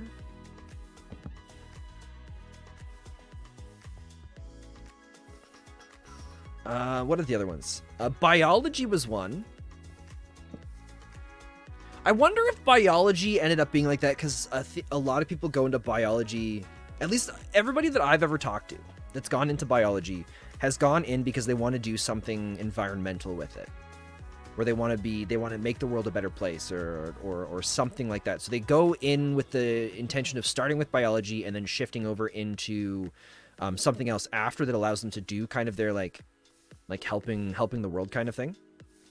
And then political science and government was one of the ones, as well as medical/clinical assessment.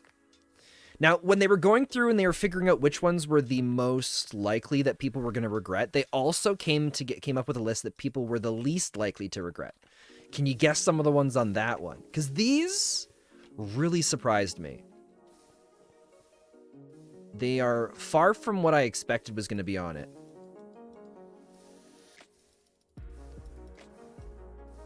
Wrong thing.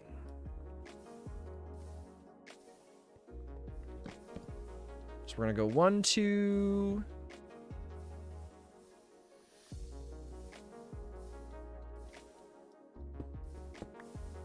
Right there, I think.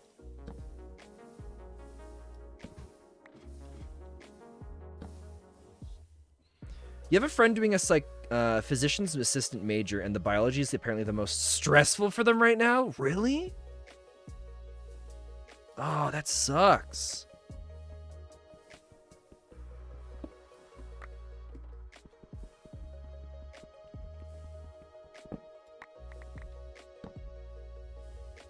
Okay, let's do this.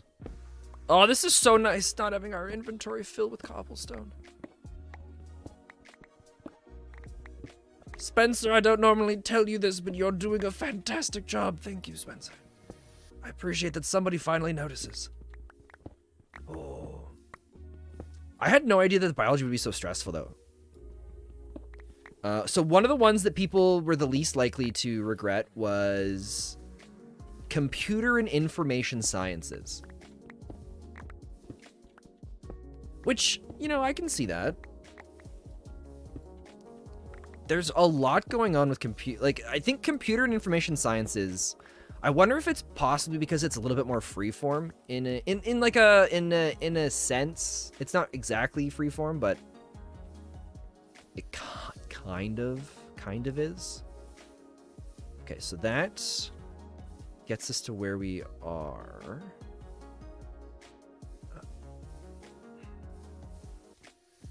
Let's bring this down one. And dig this way. Because there's a lot with computer sciences and computer and informational sciences that you can do. That's basically the future. I feel confident saying that anybody that is really passionate about that kind of stuff and gets a career in that field is going to be happy with their job prospects. Because there's so much happening with AI, and there's so much happening with it's like the voice stuff right now. Like, if anybody that's currently going to school or is almost finishing up, anything to do with like stuff where you'd be able to work on things like Alexa or anything like that, like, you're gonna be crushing it, because I think that's one of the big fields right now. Like, I'm no expert on this. This is mostly me just saying what I've heard from different podcasts that I listen to, but it sounds like those fields are going to be crushing it for a long time. We also had criminology was one that people least regret, and I wonder if that's just because it's one you don't get as many people going into. Like, I don't think criminology is as popular as the others. So if someone goes into you don't hear about criminology as much. So if someone goes into criminology, it's probably because it's something that they're interested in. That's why you decided to choose a focus on media. It seems like the best projected field for the future. Look at you making smart decisions. I never looked at it that way. All the decisions I made for where I was going to be going to school was basically, what do I want to do with my life? Nothing. Oh, okay. Let's just go and pick something that seems like it's going to be easy. Oh, that's so nice.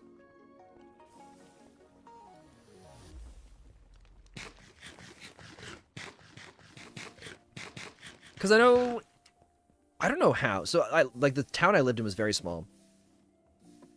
High school, super tiny. We had like 300 students, but somehow we had, it wasn't a criminology class. Maybe this was in middle school. I don't remember. I think it was high school. There was a class to do with, it's similar to the criminology things. It's not the exact, oh wait, dude, this lines up perfectly. I think we're just going to leave the crushing wheel where it is. But where they had to go and gather information about, like, who did what, and like get the like what are we gonna do with the DNA kind of things. What happens in like it was kind of basically like CSI but a class. I wasn't a part of it. I don't really know too much about it. All I know is I helped out a friend once where she had to go and complete her assignments that involved putting together like a crime scene investigation kind of thing, where she had to come up with like what a typical crime scene would look like. Not as in like, oh, this person was murdered here and the blood was over here, but like, this is the victim, these are our suspects, this is the kind of stuff we would be looking for if we were to talk to them, and all that. So I got to help with that. I think I was a suspect or the victim. I can't remember. I'm pretty sure it was a suspect. But the kind of work and effort that went into that seemed like it was a lot of fun. Okay, so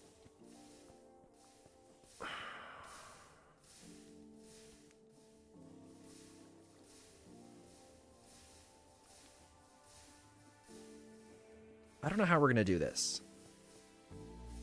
I know the diamonds are going to come up here. They're going to come across here. What if the victim was a suspect? Egots. When we make our Minecraft anime like we were talking about yesterday, we'll have to have a crime scene there, and then the victim ends up being the suspect. Or no, the victim was a... Wait. Yeah. Well, wait, no, the victim can be... I guess depending on the crime, a victim can be a suspect. Have you seen the offline TV video where the... what is it?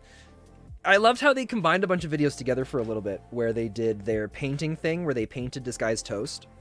And then the painting that Skara made ended up getting, in this other video, it was like destroyed and tampered with. Like it was cut with scissors, it was peed on by their robots.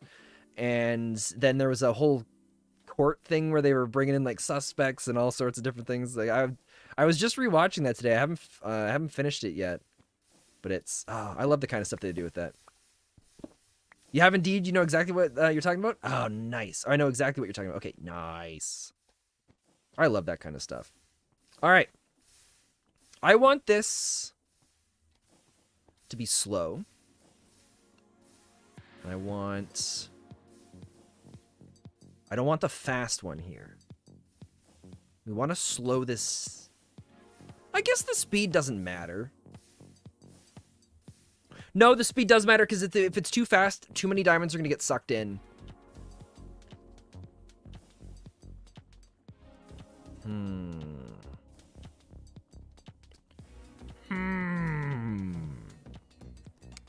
I kind of want to get this brought all the way over there and attached into there. We could just add in another water wheel. But I would like it connected to the whole main system. So actually, what we could do is it would be nice to connect this and the one over there. Because if everything's connected together, it makes the process of working on everything easier. The only problem is there might be different speeds on things, so we gotta watch out for that.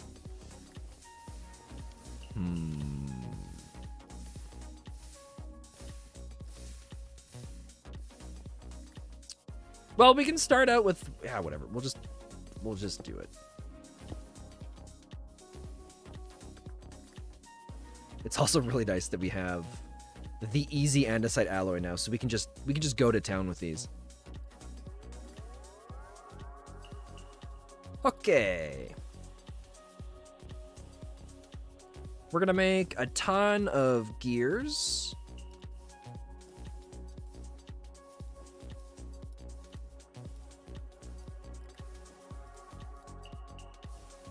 And let's make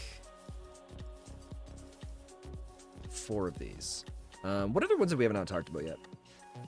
Oh, engineering was one of the ones people least regretted. I was surprised to hear about that. But I wonder if it's because the first year of engineering is so difficult that the people that aren't truly invested in it, they just can't handle it and they get kicked out. That's my theory on it.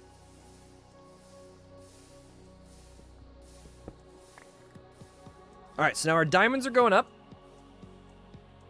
I think we found out if we do this. This. Wait, we could shorten this even more. Oh, crap. We could shorten it even more by taking this out. Oops, oops, oops, oops. Uh-oh. How many did we lose? 22 diamonds! We might have had some in our inventory already. I don't know. But it's going out one at a time, right? Yeah, okay. That's what we need. So this comes up. This comes over. I think this is only going to pull in 1 diamond at a time, which is what I'm hoping for. So that's going to pull a diamond in. Then these will start grinding. And then...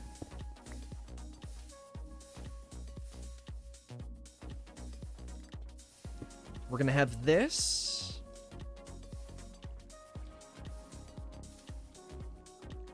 Pull to here.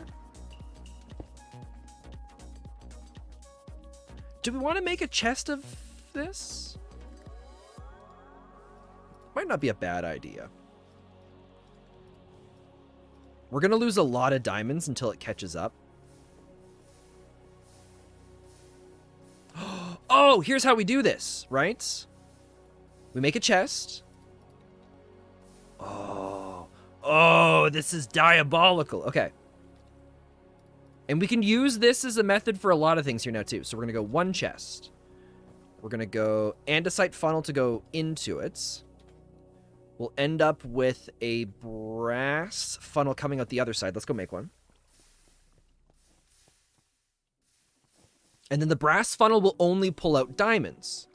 But then we'll put a bunch of cobblestone in the extra slots so that the chest doesn't fill up with too many diamonds. We'll just have like 1 slot of crushed diamonds. And we could do that with sandpaper as well. So we only have like 3 or 4 sandpaper that gets made. So yeah, engineering was 1. Nursing I was also surprised with. I felt the amount of hours and time people have to put into nursing, they would regret it. Because that's rough.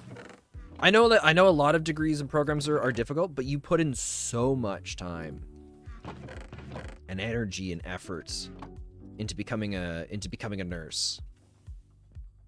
Especially once you actually get into the industry, the hours are ridiculous. I have nothing but respect for people who are nurses or just work in hospitals in general. I would never be able to do that. I think I worked less hours in the golf industry, and that was frustrating enough already with the amount of hours I was doing there. So to do more and in like a high energy, or not high energy, but like a high stress, a high like work environment like that would be tough. Because I mean, like the golf industry was never,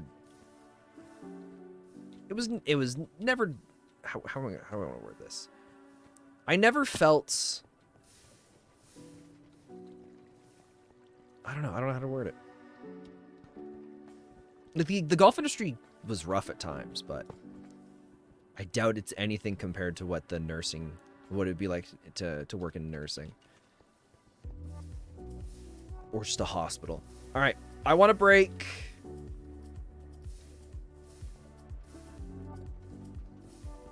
all 3 of those because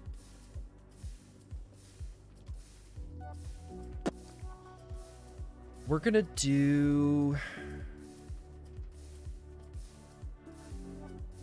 okay, we're gonna go like this, like this. Our speed thing is gonna connect here. Oh, yeah, that kind of reminds me, I just applied for a job at Sega. I'm hoping I at least hear something. Oh, dude, that's awesome. What kind of job would it, or what kind of job are you applying for with Sega? Like what kind of position would it be?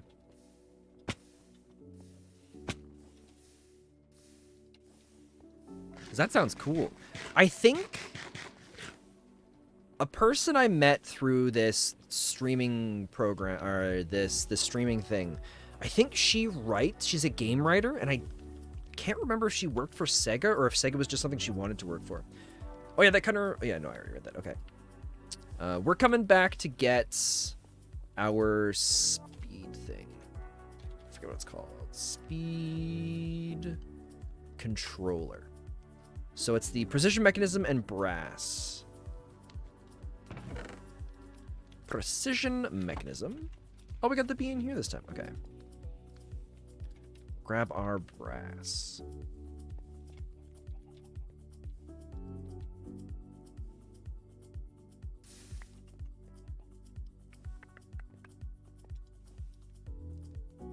Oh, no, this is the one where we got to make the fancy thing.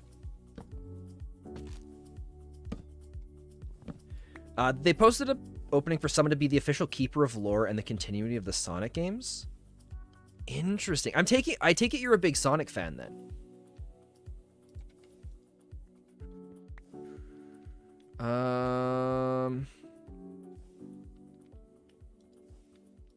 This rotation speed controller. Okay. I never grew up with a Sega. We grew up with a NES. And we grew up, I had an NES growing up, and then we also got the Super Nintendo when that came out.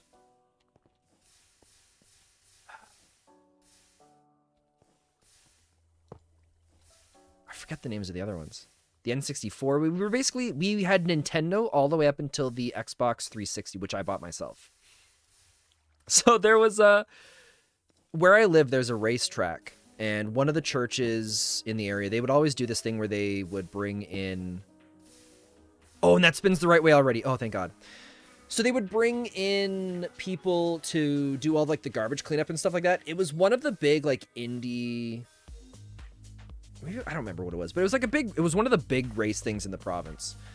And so I ended up getting paid from it. I had tons of money in cash. I remember going to EB Games and going and picking out the Xbox 360. I remember picking out controllers, a couple games. The whole time my mom's kind of looking at me like, what's this guy doing? And she's like, I'm not buying this for him. What's his plan here? And then I pull out the envelope that I got from all the money with, from the cleaning up all the garbage at the racetrack. And it was the very first big purchase I ever made, and it was in cash. It was so satisfying. I remember I'm going like, oh, okay, this kid was prepared. I guess he knew what he was doing. She didn't think I was going to be going home with the Xbox 360 that day. I can't even remember the first games I got with it. I think Forza came with it, but I never played it because I was never into racing games. I want to say I got Oblivion as one of my first games.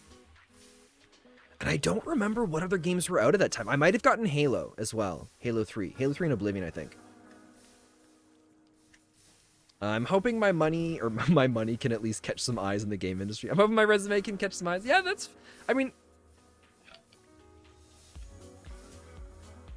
so working, I never like fully worked in the game industry. But I went to school for 3D game animation. And we did a lot of talks of stuff within the game industry and a bunch of people there. And it seemed like a lot of it too was just starting to get to know the people. And once they saw your name enough, then it was more likely you might get something.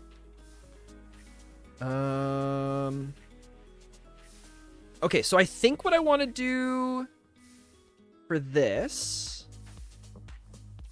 Let me get my secret stash of stone. It's so nice having that pop into the inventory and not having to deal with it anymore. All right. I want to make 2 of these. 1, 2. Shoot, this isn't going to work the way I want it to.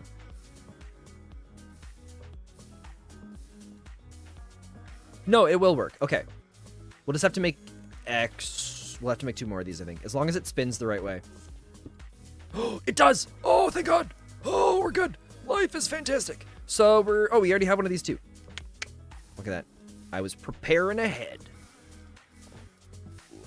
Oh. Okay. Archie. What is your dream job in the gaming industry? There's our crushed. That's what I want to know. Oh, shoot.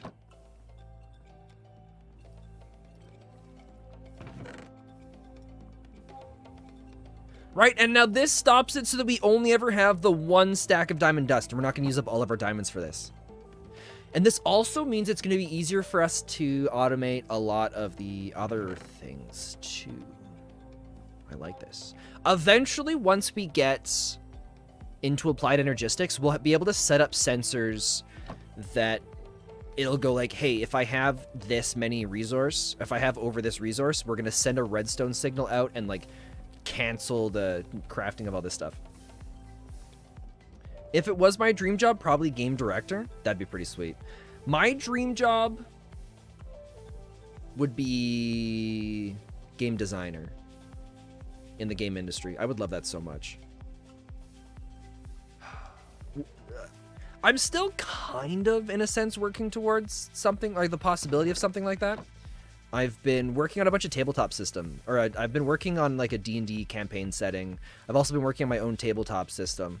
That's the campaign setting is gonna launch. I'm gonna try and launch it on Kickstarter in like a month and a half, and then the actual like my own personal game that I'm making. I'm not or like to my own tabletop game.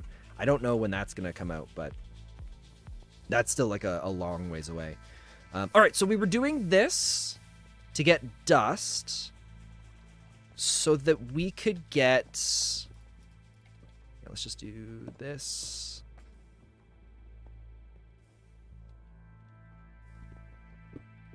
2, 3, 4.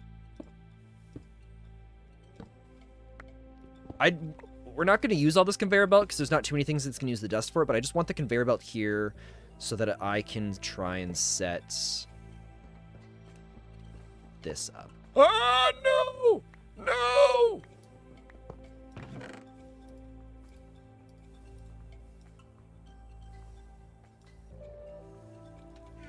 Shoot! I do that every time! Alright, we're doing 2 stacks now. Alright. Fine.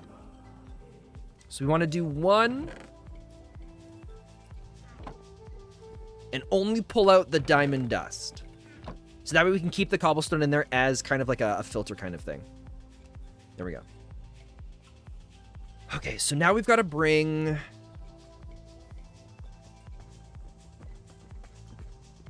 Oh, you can... Oh.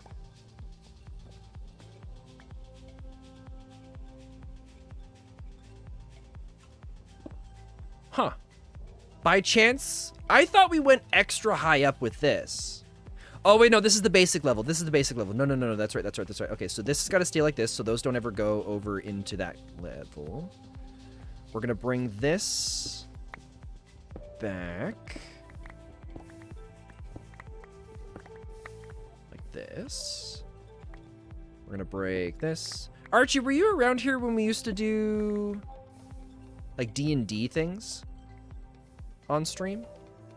I don't think you were.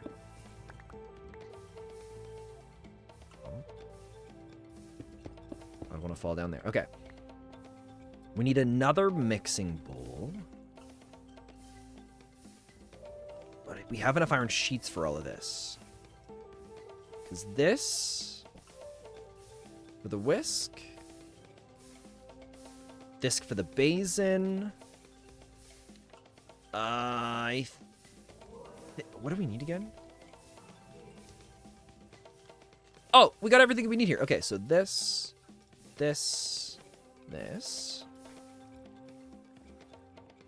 So now I'm gonna put...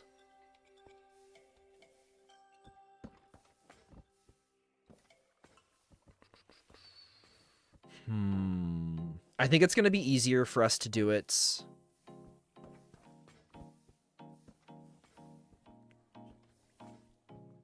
With the mixer here, okay.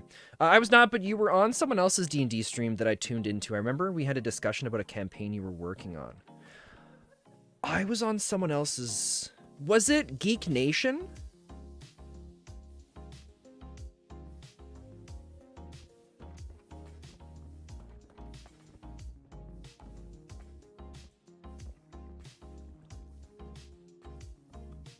Because Geek Nation's the only person or was it Sif? Was it Geek Nation or Sif? I don't know if I played D&D with on anybody else's. Oops. You don't really remember whose stream it was? That must have been a long time ago then. All right, we're gonna go here. Give me my bison bow. We're gonna go up. Oh crap! What's this? Oh, that's right. That's the upstairs. We're fine. We're fine. Boom. Mixer goes here. You want? Oh shoot! How do we make the andesite thing again? I think we need to go and get the dried stuff, don't we? Ah, crap! We need dried kelp. Okay. It's starting. Eventually, a lot of this is all. Oh shoot! I got stuck on the conveyor belt again. No. Eventually, all of this stone's gonna get cleared out, and we're gonna put like factory walkways and have big open expanses, and like so that it feels more like a factory. I think it's gonna look really cool when we do that. We're gonna grab all of it, I think. So this and this. I forgot how easy it is to make the andesite ones. Speaking of podcasts, you ever planning on releasing any more Spencasts? You really enjoyed those? I really enjoyed doing those too. We had some problems where some people, I don't know, I still don't know who it was to this day, but they kept reporting the podcast as if it was their own. I didn't talk about it for a while because I didn't want them to get the satisfaction of them, or have them get the satisfaction of what they were doing. But I mean, it's been long enough. I'm sure it's fine to talk about now. Yeah, some people came in and they basically tried to like report the podcast as if I stole it from them. And so things got kind of messed up. I wasn't able to upload stuff for a little while. And then at the time I just kind of lost interest because of that. But one of these days I think I'll bring it back up. I wasn't part of it too. I wasn't really sure what it is I wanted to do with it, like what I wanted to talk about. Because we started doing some stuff with like, I started doing stuff. Yeah, this was right around the time when I was trying to upload stuff. But there were some things to do with like bringing on other guests and talking to them about the kind of stuff they were making, their content, and I had a lot of fun doing that. But yeah, no, part of it, most of it was just there was that little bit of that sour taste in the mouth. But it will come back again eventually. I think you would be able to claim it as your own, seeing as it's your voice and face on it. I'm not sure how they managed to pull stuff off, but it was one of those things where things got like, I don't know everything that they sent in, but I did get my stuff did get flagged.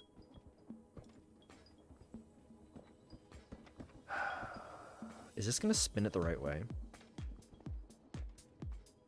Cause we got it all sorted out and it's fine now. Like everything's mine. But yeah, at the time it was just stuff I didn't really feel like. Wait, I gotta wait a minute. I remember why I was doing this now. So that's not spinning the right way. Oh, shoot. There we go.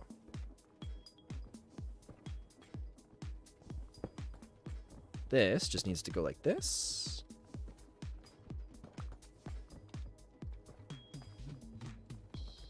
I think that's going to hold a whole stack of 64 in there, but that's okay. Next, we also don't need this to move very fast, so we can do this with the basic speed here. So to make this easier, we're gonna have this one go vertical.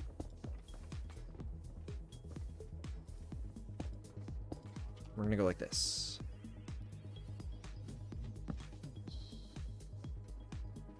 Boom. Now we just got to get our sandpaper here.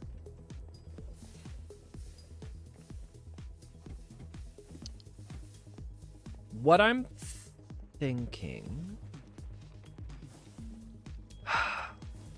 we might just put... so that we don't have to conveyor belt a bunch of this stuff around, because we can just auto-generate it anytime we want. Also, I'm trying to make a Twitch talk show right now, and I want to have a segment where I interview streamers. Would you be interested? Oh, Archie, 100%. Yeah, that sounds like a lot of fun. I love doing that kind of stuff.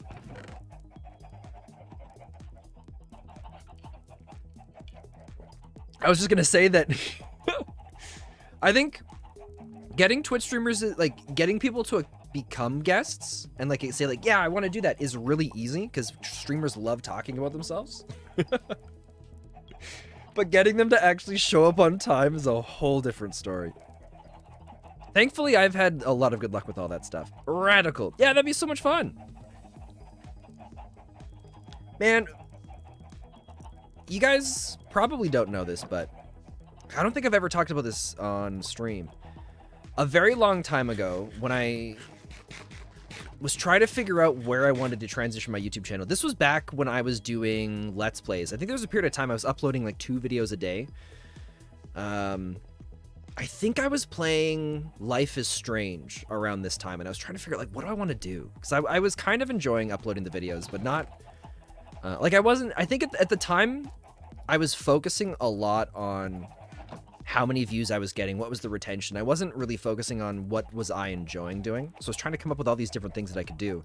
And I came up with this idea to do my own talk show, and I was going to call it the... I was going to call it the Spentaneous show, and I had this format set up, and or at least I had the start of a format ready to go, and I was watching tons of late night show, like Conan O'Brien, the late night show with like the different hosts and all sorts of different things, trying to figure out like how do I take this format and how do I adapt it to video games.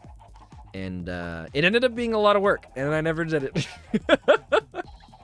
So I have nothing but respect to hear about you wanting to put together a talk show, because they're so much fun, but there's so much work. So it's impressive, and I think it's amazing, and I really hope you go through with it. Okay. I know this is still from like a while ago, but a couple of these I'm still a little surprised about. It's like the least regretted college majors. There's a few more on the list we didn't talk about. There's the construction trades, which is fair, you know, those are usually pretty short and you get into the industry quickly. Finance. Psychology is one people is least regret taking, and I was kind of surprised about that at first, because the psychology degree, most of the people I've talked to, it's been kind of like the meme degree where it's just like, oh, what are you going to school for? Oh, psychology. Oh, what are you going to go to school for after that? But I wonder if it's just because of how, like, quotation marks free form it could be. But then, yeah, then it was human resource management, business administration and management, health, nursing, psychology, construction. Like, it just, I don't know. A lot of those surprised me. You've been watching a lot of Conan and taking a lot of notes. You're in a similar spot right now. Oh, dude, that's awesome. I'm a little biased with Conan O'Brien. Where I used to live in BC, a friend of mine once told me, they were just like, you know what, Spencer, have you ever seen Conan O'Brien? No, I haven't seen it. Like, you should watch it. You know, you got really similar senses of humor. And then as soon as I heard that, I'm like, all right, I got to check this out. And then I fell in love with Conan O'Brien, and I've been a huge fan of his stuff ever since. But I can't tell if it's I enjoy his stuff, but I can't tell if I really enjoy his stuff because of what the person said, or if it's where I just really do just enjoy the stuff. Shoot, we came back for something. What did we come back for?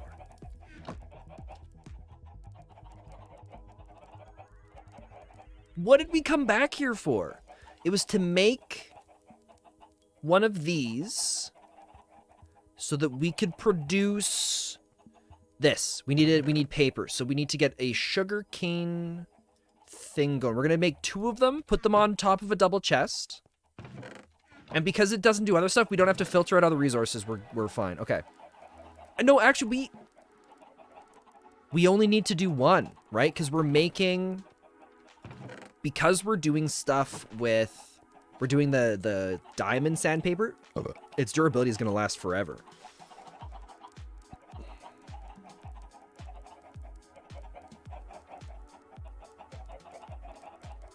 Okay. Oh, we should... Okay. We're going to have a problem where this is going to make too much sandpaper. So I think we're going to set up an item detector that it can detect how much sandpaper is currently on like a conveyor belt. And then that'll be able to tell us how much more we want to bring in. I think it makes sense in my head. I don't know if I'm explaining it out loud right now. In a way that doesn't just raise eyebrows. So we're going to want... Also, what are we doing for time? Dude, it's 9 o'clock already. That's insane. Are there any old shows you used to watch growing up that you really wish you could just go back and rewatch? I mean, most of the shows we can go back and rewatch anyways, but I just mean like if you could go back and rewatch them again for the first time. The two I was thinking about earlier today was Malcolm in the Middle. God, I love that show. It's so good. And then there was an old animated show I used to watch called 16, about a group of 16-year-old friends that the whole story took place in like this mall. It was a huge mall. I think it was supposed to have like 12 stories or something like that. It was absolutely ridiculous.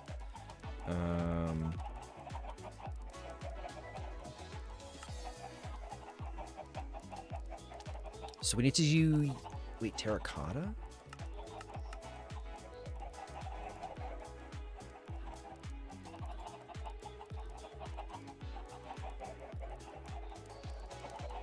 Terracotta is easy for us to do, right? We just put it...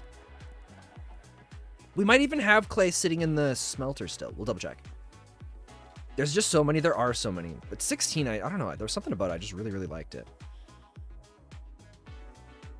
I'll never forget the character Jude. I think that's where I started saying dude from. Because I think that was one of his catchphrases. Although I think... Oh, wait. Scooby-Doo also had... I think Shaggy said that a lot, too.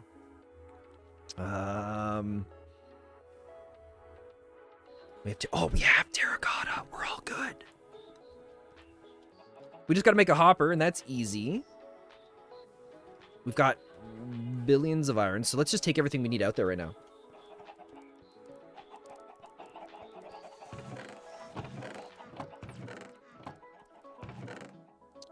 So we got that. We're going to bring the pot. We need 5 terracotta. We'll leave 3 in here. We need sand or dirt. It doesn't matter.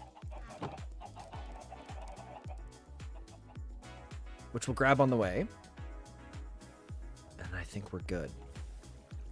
Wait. We're going to need the crafting. We're going to need 3 of the mechanical crafters, aren't we? Paper. Oh, we can use a press.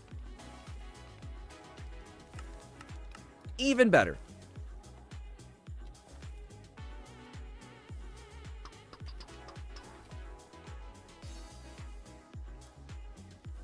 Okay, paper in the press. To make a press, it is an iron block, andesite casing, and a shaft.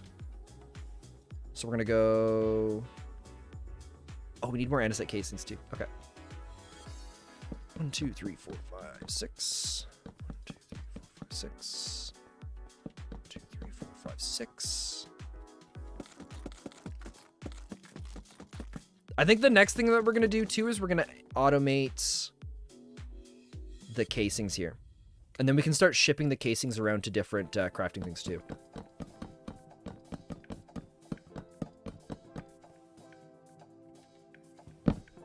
Oh, I keep forgetting about the vein miner as well. We should be using that.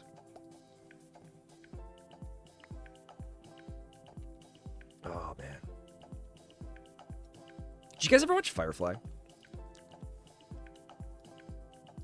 Firefly was one of my favorite shows.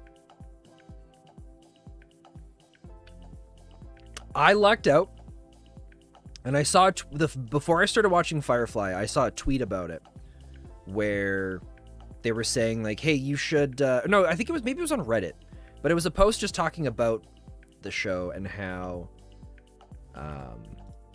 there was like it was like the meme about it being only a one season. Like the worst thing you could ever do to someone is tell them like, "Hey, you should start watching Firefly. I think you'll really like it, but just wait, because the second season, that's where it gets really good."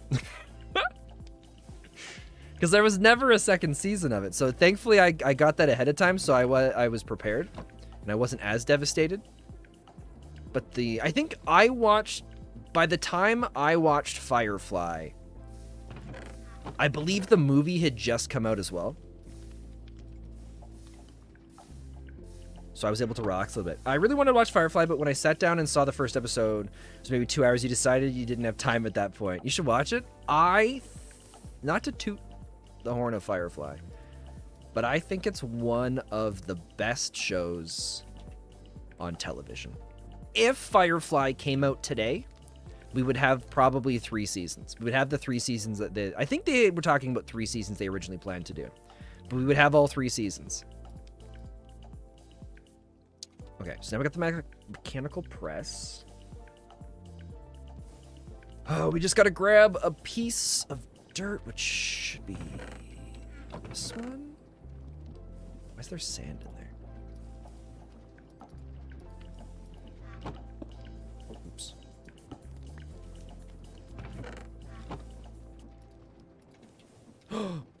Oh, there we go. Okay. If we'd gotten all the way up there and then I realized I'd misplaced the press, I would have been very sad. So now, what I'm thinking...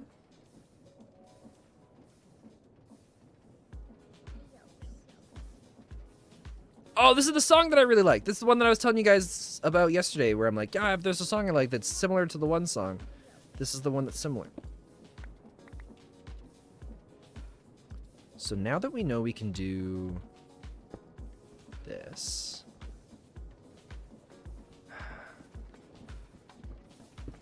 with this, right? The press.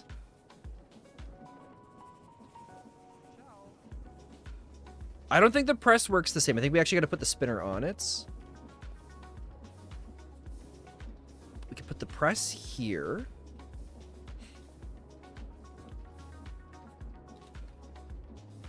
And then I think direct or angle wise, we might be able to slap 2 of these down side by side.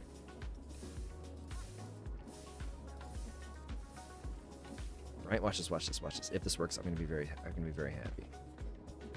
Oh wait, it's on the same level. Never mind, that won't work. Oh. Oh. I believe I've solved the problem. 1, 2, 3. We'll make 4, so just because I'm sure we'll do more of these.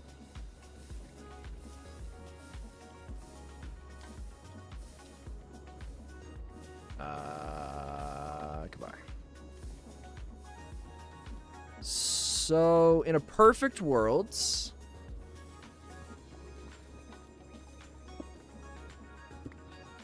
that spins the right way.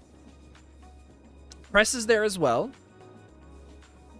Oh, wait, we can make this even easier. Oh, check this out. Okay.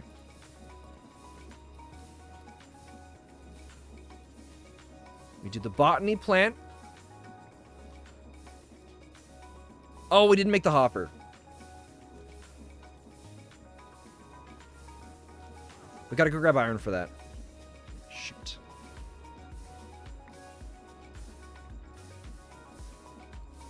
If only we could use the water as a shortcut to get down there. Oh wait, no, the iron's over here anyways. I think it was...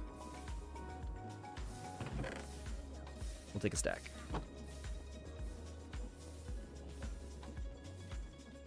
Right, so now...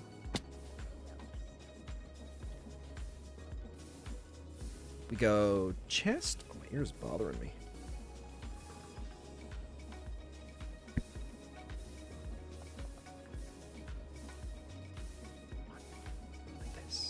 Boom. So hopper, botany plants, for the hopper botany plants. And then this just goes on here with the reeds and the dirt that is non-existent. Where is the dirt? Thank God, okay.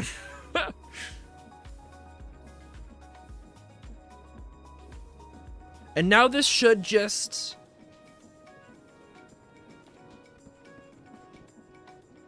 output it. When it grows. If it grows. I hope so. What sort of software do you use to make the NeverBound videos? They all look really clean and good. And the software I'm using right now is just so janky.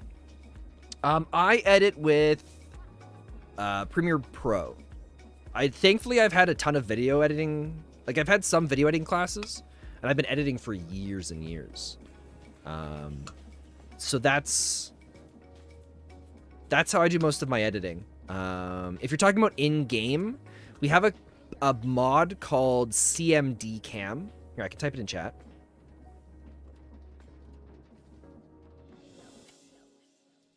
CMD Cam. That's what we're using right now because we're using a Forge mod pack. Oh. There it goes! Wait, it didn't... Oh, I never hooked that up! Ah, oh, crap. Okay.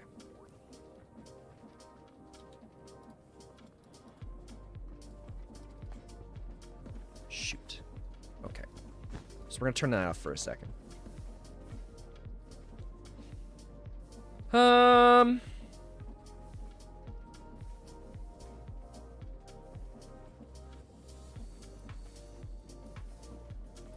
Oh, we'll just do this. 1, 2. Boom.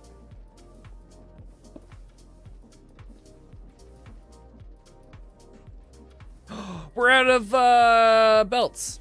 All right, we gotta go. We gotta go make some belts now.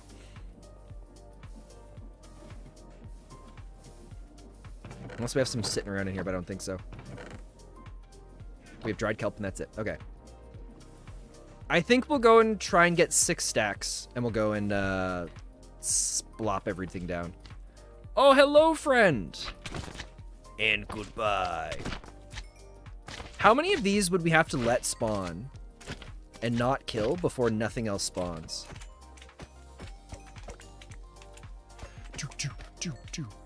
Oh, what's this? Epic loot crates? Endo flame? Generating flour? And a lapis. That's what I think about your lapis. Dude, okay. Alright, let's swap. Let's swap those. But yeah, CMD cam is what we use to go and film like the flyby stuff. But if you're talking about the actual editing thing, it is Premiere Pro. I am a huge Premiere Pro fan. Or Adobe fan, I should say. For some of my audio, I edit with Adobe After Effects. Because I really like... Because Adobe... Like, After Effects and Premiere Pro, basically, they work intertwined with each other. So I can have... Even... Yeah, so Premiere Pro, After Effects... After Effects is used sometimes for some of like the fancier edits, and then Adobe Audition is used for the audio, and they all move back and forth between each other. So I can like highlight a section of the video where I'm like, or a clip where I'm like, I really want to do something crazy with this for the editing. So I can right click on it and say send to After Effects, and then it makes it like this orange color on the timeline instead of the normal color that they are, and then it opens up After Effects and it takes that clip, it has it in there, the project's already set up to the same kind of to the same file as what's going on in Premiere Pro, and then I can go and make the edits and save it, and then I don't even have to import it into Premiere Pro. I just go back over to Premiere Pro and the changes are already there. And then if I'm going through and I'm looking at it, I'm like, I don't really like this, let's change this up a little bit, I switch back over to the After Effects window, go and make some changes there. Boom, it's already ready to go in Premiere Pro. It's so cool how you can jump back and forth between all those. I've heard a lot of praise for Premiere Pro, but when I looked for it in the past, it seemed expensive. But from what I'm seeing right now, it looks like a lifetime license is $25. So it's not a lifetime license. It used to be a couple $1,000s to get your edition, and so you'd spend like $2,000 or something like that, and you'd get Premiere Pro 2020. Like if you were to do if they did it the same way now, you'd get Premiere Pro 2022. And that would be the version that you bought, so that would be what you have. But they now have it, now they've switched to a subscription thing, so it's like however much money it is a month, depending on where you live, and you get, you spend that much money each month to get everything. So I do like the full suite thing, so it's like $98 for me a month, and I get access to every single program. So, you know, at the end of the year, I've paid, like, I've paid a little over $1,000, but it would cost me like $2,500 every year to get the new versions. But because of the subscription, you just get the new versions as soon as they're done. But yeah, you don't need any of the other stuff. Everything that you can do, a lot of stuff that you can, most of the stuff you can do in each of the different programs, you can do in Premiere Pro. So if you're new to editing, that's the one to do. Or if you're not sure, then yeah, I think it's worth a shot. Oh, the other thing I can recommend too is like the music we're listening to now, and all the music, I think I talked about this yesterday, and all the music that's all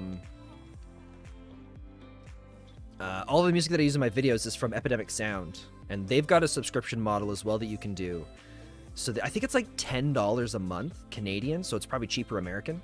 And with that, or no, it's $20 a month, something like that. But you get all the free music, and then everything you upload or stream while you've got the subscription is perfectly fine. And once the subscription ends, or if you decide to end it, then everything that you've already uploaded and streamed is perfectly fine. It's just anything new can't have the music. So if you want to try it out, I think there's a special thing going on right now. I got an email about it where I think you can get 2 months for free. Plus, if you decide, no, it's a 1 month for free, and then 2 months that are like half price, I think, with my affiliate code. I think so. If you want to try it out, then go for it. I've been editing with VSDC, which is free and therefore not awesome, but I've been learning to edit with my dad. Oh, dude, does your dad do a bunch of editing? Or are you guys learning together? That's really cool. What did we come back for? Oh, shoot. We needed something. I don't remember what it was.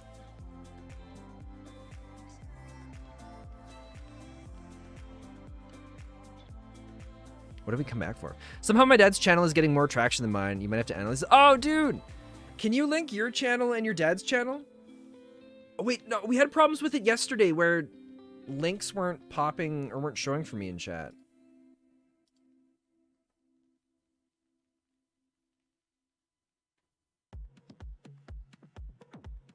Can you DM them to me? Or, well, sorry, not you. No, wait, no, I have your channel. I have your channel. Can you DM your dad's channel? I would love to check that stuff out. I'm always curious to see what people are doing. What kind of content does he do? Because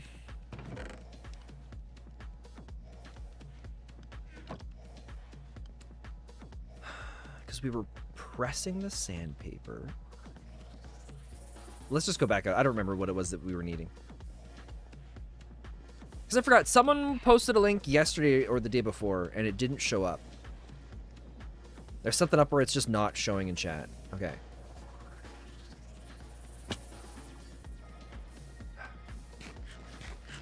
Oh, we needed more belts. That's right. Wait, the belts are in my offhand. Oh, we have belts. We're fine. Cool. Life is good.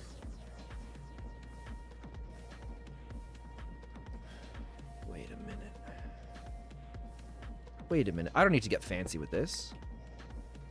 We go like this. Wait. I can link you my channel, but I reckon my dad would rather I didn't share his. He's occasionally internet paranoid. Ah, that's fair. Can you at least share what he does for his YouTube channel? If he's not going to be cool with that either, that's totally fine.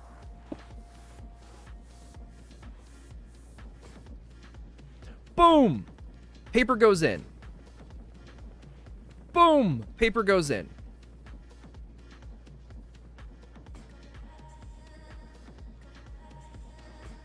Awesome. He makes car and hardware tutorial videos and stuff around the home. Ah, dude, that's so sweet. I can understand his taking off a bit more then, or gaining more traction, because it's a little bit more like focused and specialized, and it's not as saturated as the gaming content is. Do you do anything for YouTube Shorts or like TikToks or anything like that? Because that's how you're gonna get your initial traction with content. Either that or rating other people's streams, but that's not as likely. Okay. So now we're making the sandpaper, and we've got our exit point for the sandpaper. Which is going to be right here. Oh, you made a tutorial video, and it's by far your most viewed video. Nice. Or do we do a shoot? We do have smart shoots, so maybe we'll do a shoot underneath, and that's how we'll get our sandpaper out. Okay, so the sandpaper will drop down here.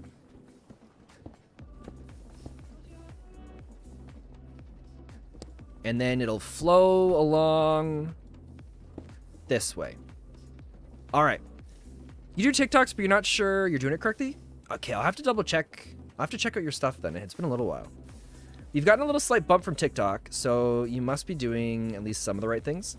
So whatever you're uploading to TikTok, if it's related to the same kind of content you're doing on YouTube, you should also upload them as YouTube Shorts.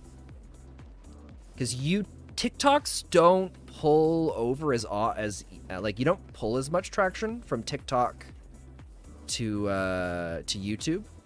But YouTube Shorts, but it's also weird. Like, I've had some shorts that have done really well on TikTok. Like, I think I have one that made like 750,000 views, but then on YouTube it was like 2,000 views. But then I had one on YouTube that took off, but on TikTok it made like 200 views or something like that. So it's kind of weird back and forth. It doesn't hurt to just upload them in both areas. I think my plan is I've got a couple TikToks I'm going to be making after stream, TikTok/shorts I'm making after stream today. Oh, that's right, there's the muffler too. So we've got the sandpaper now. So the sandpaper is going to come down somewhere over here. What we want to do next is we want to get... Oh, shoot, we need quartz again.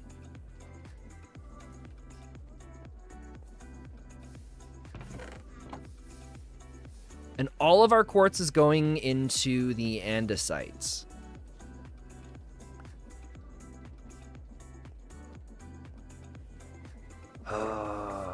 So we really need to up this.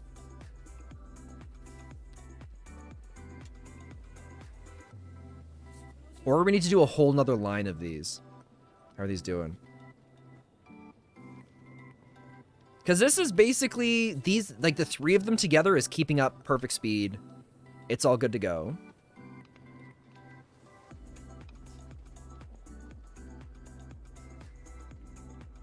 And then we've got it speeding up over here. Because it's speeding up, we could do 3 more and then tie it in right there. So I think that's what we're going to do. We're going to make 9 more auto diamond hammers.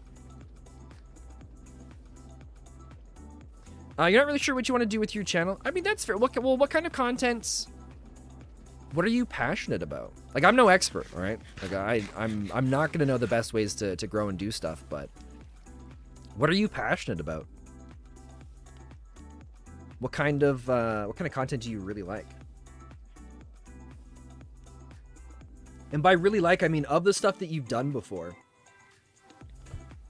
What do you like doing?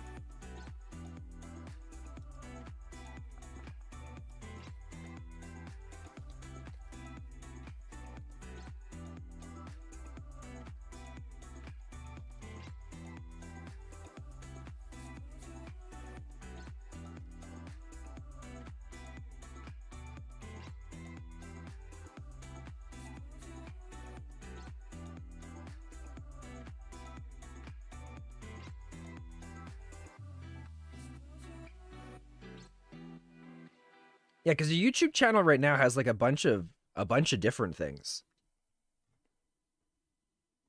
When you first start out, like it's highly recommended to try out tons of different things and kind of see what goes on from there. But then you're gonna like specializing. I don't know. See, no, I can't even say stuff because I'm no expert. I don't know. I'm just regurgitating things that people have told me. And that's not even really to do with my own stuff now. I just do what I enjoy. So I don't know, it's complicated. I really like edited gaming videos, funny moments, that kind of thing. I found that took a lot of effort and time, and they didn't perform nearly as much as I'd have liked. Yeah, those are tough because there's so many of them. Because that's kind of what I started. That's what I was doing for a while, and then I got a group. Like I started playing Minecraft, and I got really into that. And then the group of people that that I started hanging out with, a lot of them started talking a bunch about the gang, or not the gang, like the Dream SMP. And then I found this YouTube channel that did these huge, like, hour-long videos doing all this lore of the gang, of the Dream SMP. They both start with D, so that's what I keep jumping to. And I was just like, the way that the stories that these people tell are incredible. And it was just kind of, I was like, how can I be a part of telling these incredible stories? And or not like be a part of, but not like be a part of their stories, but just like, how can I be involved in creating stories? And then that's just kind of how I found the stuff that I like. But I mean, the tough thing with the saturation too is like, it's so, just because something's saturated doesn't mean something won't work. It's just whoever in an oversaturated market, whoever makes something really good is gonna succeed. They're gonna do fine. I don't think I have enough funny moments that happen in stream for me to make good montage videos, or like in gaming in general. Because I'm a bit more of a relaxed player. I'm a bit more casual when I'm playing on my own, and that's just kind of how I like to do stuff. So I knew that going and making those montage videos, I'm not going to be able to compete with the people that are doing really well. But I was like, what's something that I can do? And I was like, I like telling stories. It's like the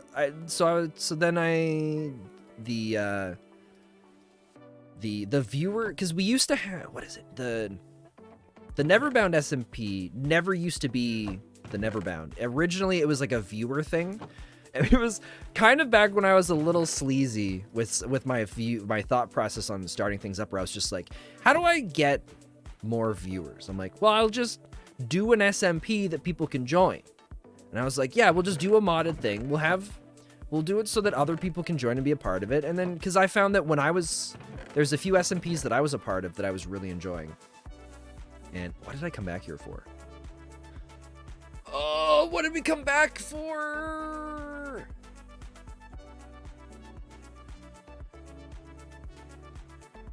I don't remember.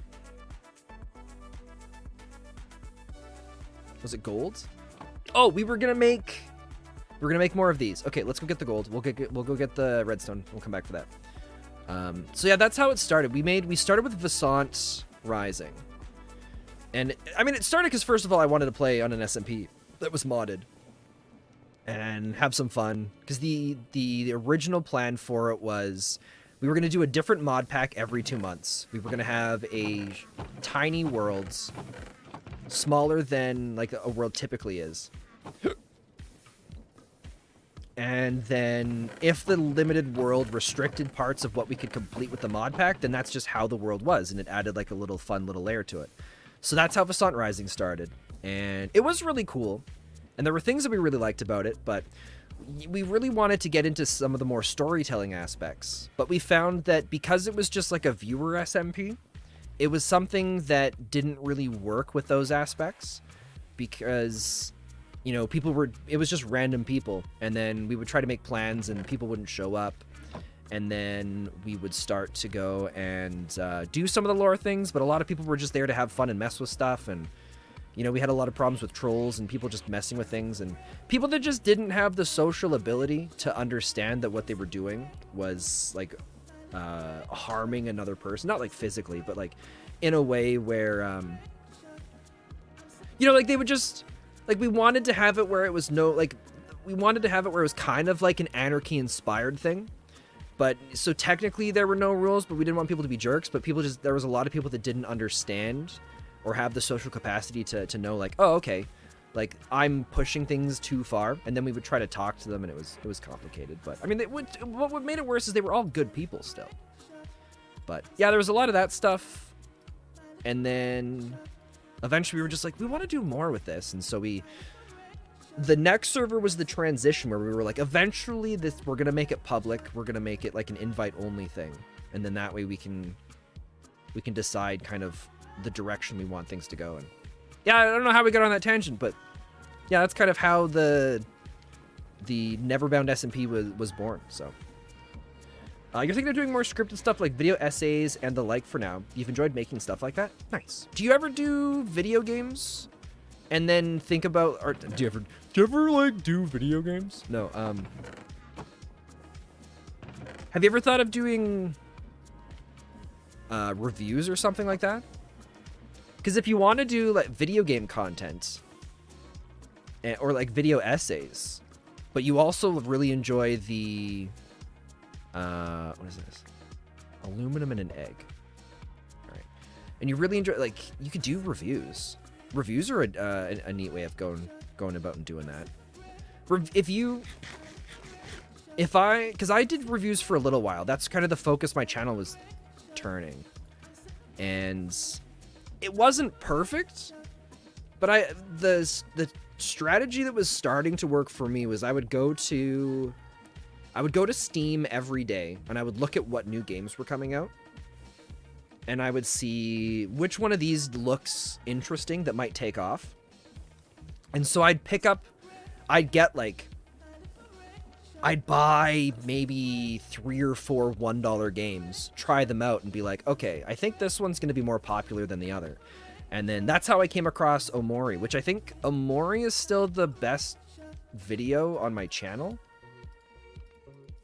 Because then what I was doing was I was live streaming me playing the games, and then I would do the reviews later, and then I would upload reviews later, and yeah, that seemed to work really well for me. So then I could still do the mix of all the stuff that I really enjoyed and liked.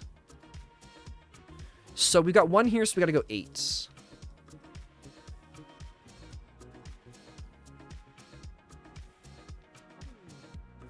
I think, yeah, because I didn't realize how popular Omori was going to be, so I think I was one of the first people that live streamed it, and because of that, I think, yeah, my live stream, my final live stream, people keep going back to look at the reaction of it, so it's my best performing video. I think it has 80% of my watch time and views. And it never slows down. It's just always going.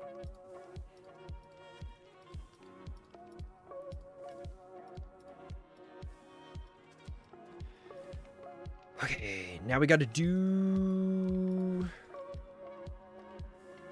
diamond. We got to grab diamonds. I don't think I have here. I think we had some, but I tossed them. You haven't thought about that? You might try something like that? Yeah, I think you should try a few different things. Keep trying like different kinds of content until you find the thing you really like. Just make sure that if you make something and it takes off, you don't just do it because it's taking off and you think that's why you and you think you like it, but it's just you really like.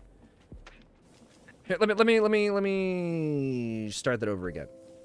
Just make sure that whatever you decide you want to do, it's something you really enjoy. And it's not that the video you did took off, and now it's not that you really like that kind of content, it's that you really liked how the video did well. Because there's going to be sometimes videos are going to do really well, and other times they're going to do really bad, and it's very difficult to tell when something like that's going to happen.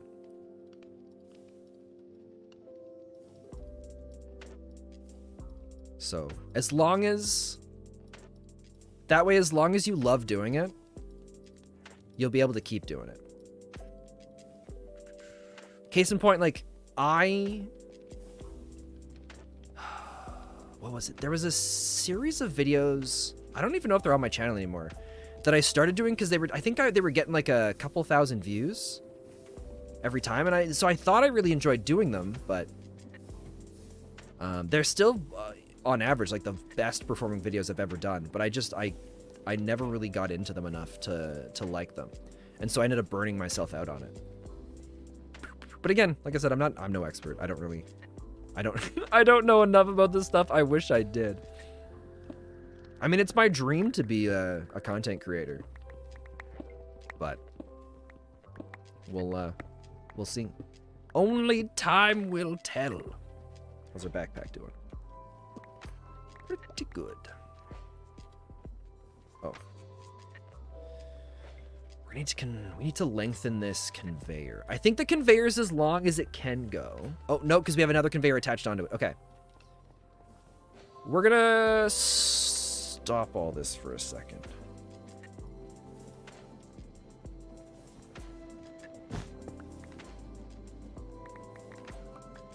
Oh, it's so nice being able to pick all that up now, too.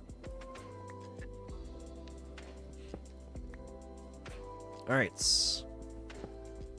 2, 3, 4. We'll probably go like 15 in.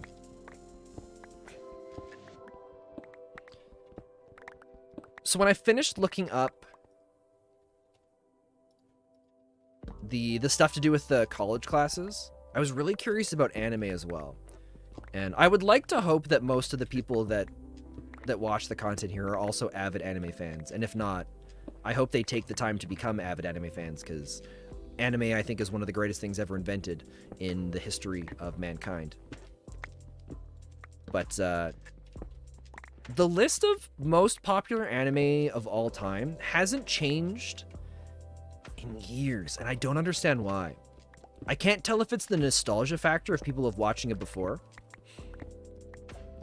Or is it possible that anime was just that much better back then, and it just hasn't gotten better? Like I don't. It's like there was a renaissance of anime and nothing else will achieve the same. Because like there's a couple exceptions of ones recent. Like One Punch Man has become one of the top animes of all time, which is fair. I mean, it's One Punch Man.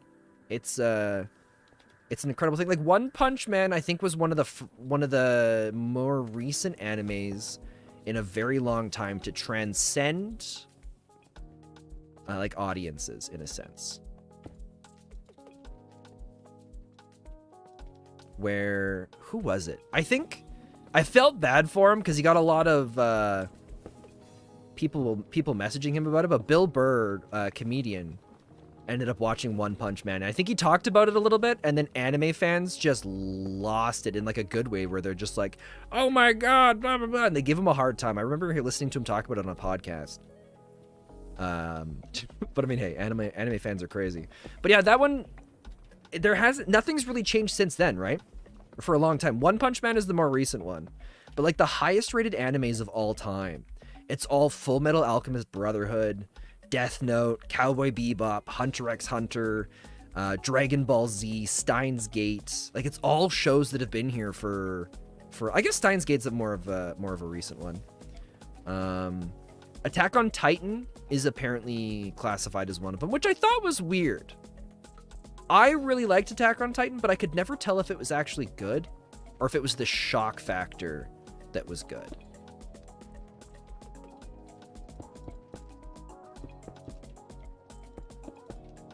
Alright, so we're going to do this. Do we still have a ton of the andesite ones? Oh, no, we put them in we put them in a chest. All right. I really didn't like the ending of Attack on Titan, though. I think the last season's the worst, which sucks. Because there were so many neat things, or I should say Attack on Titan was really good when we didn't know what was happening. And it built up this world as if there was all these really interesting things happening. And then it's almost like the writer was alluding to a bunch of things that he still hadn't decided what they were actually going to be. And so that when things were finally revealed, when he had to finally reveal things, it was just kind of like he didn't know what he was doing. At least that's how it felt. Which sucks, because I'm sure a lot of work and effort went into it, and I wouldn't be... There are certain things that he did really well around like mid-season to just before the end of the, or just before the start of the final season. That like the build up and the stuff was really cool, but it was all things where it was just kind of like teasing us a little bit, tickling our fancy, giving us that slight little bit of information, but never quite answering fully what was going on. Oh, I put those the wrong way.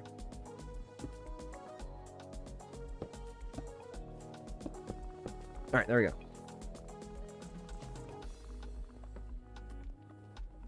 So now these will go into gravel, into sand, and then this conveyor is going to go to here.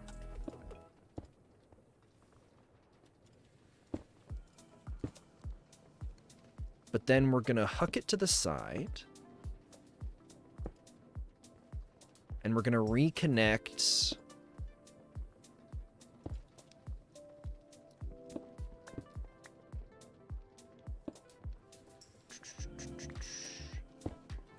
oh, this works out really good. Boom. And then I want it to connect in here. Which way does this get it spinning? Boom! It goes the right way. Oh, thank God. But now we actually need to go get more belts. Shoot, we need the... Oh, wait, we got room. So we gotta go get a fire, which is gonna go on here, and the fan behind it, we've got space. Oh, thank God. I forgot that we have to kind of turn all of the sand into soul sand. Oh. But yeah, I don't think I'm gonna finish. I don't think I'll ever finish watching Attack on Titan. I was reading the chapters a bunch, and then yeah, the last couple chapters I just found really lackluster. It's one of those animes that really builds up to things and starts to make things seem really interesting, but then and then it kind of delivers everything really interesting, but then the way that it ends, it's just kind of like, yeah, you know what, I have this really cool idea for ending that I think will be really dramatic, but let's just not worry about living up to the expectations that we built up for it. Okay, so we gotta make a fan. So we're gonna want to make more sheets. Let's go grab a bunch of sheets. We'll go grab a bunch of iron. Because I think we have copper sitting on the stamper right now. I don't think it's iron. Shoot, we gotta go all the way around again. Jeez, it's full up again. Oh, I guess we don't have anything pulling iron out, so. What else was on that list? I'm still surprised Dragon Ball Z is up where it is. I get it's popular, but it's made fun of so much for some of the things that it does that I thought for sure people weren't going to like it as much as they do. I think we just needed 2 of these, right?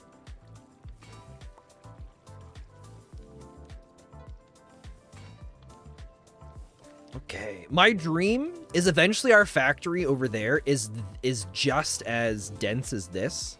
And then we'll have like little signs and stuff and like walkways and lines marking where everything goes.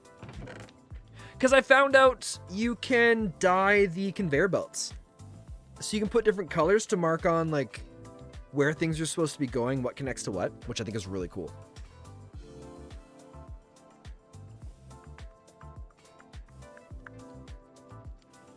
Yeah, some people just love seeing big, muscly people beating each other up. It is true. But I mean, as much as I'd like to make fun of Dragon Ball Z and say that's what it still does a bunch of other cool things.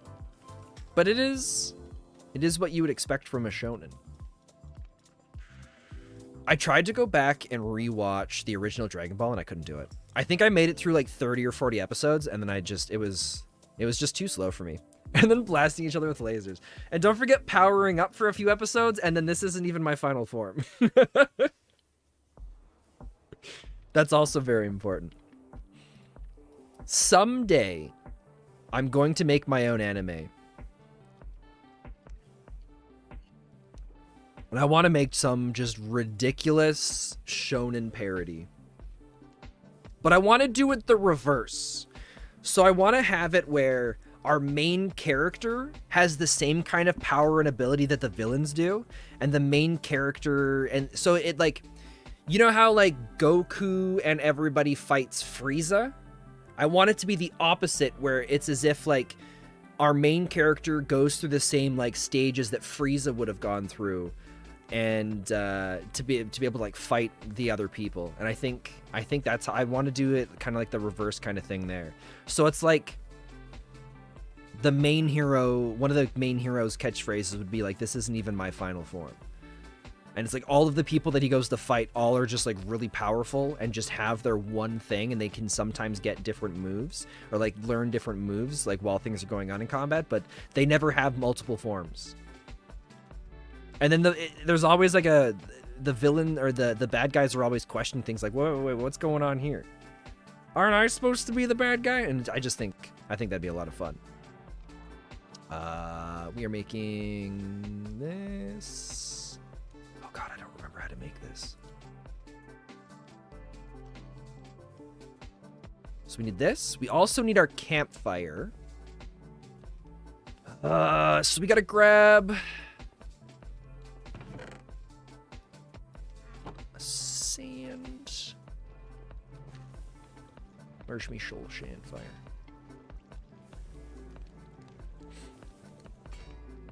I don't think the power or the strength of the fan affects how quickly that changes. I think it just affects how far it's it like the fan blows the effect over an area, right? Okay, so it's gonna be logs,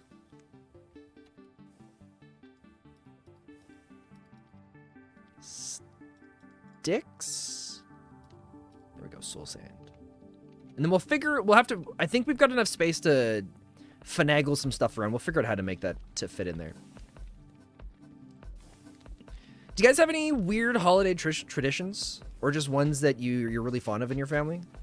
Because Christmas is coming up soon. And we have one that I've always been a big fan of because I love Chinese food. But we always order Chinese, or not, well, not always any. I think 99% of the time, we order Chinese food. How are we going to get that belt over there? Right, because this goes here. This goes here.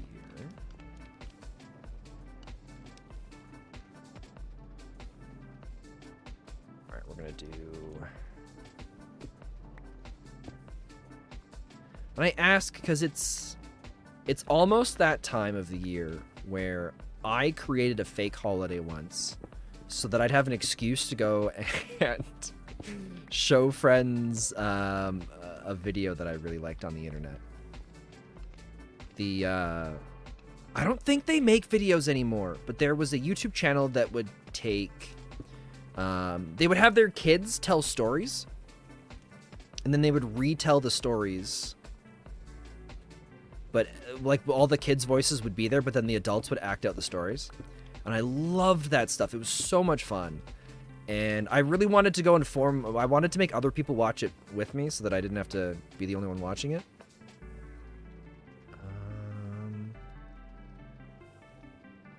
I think what we'll do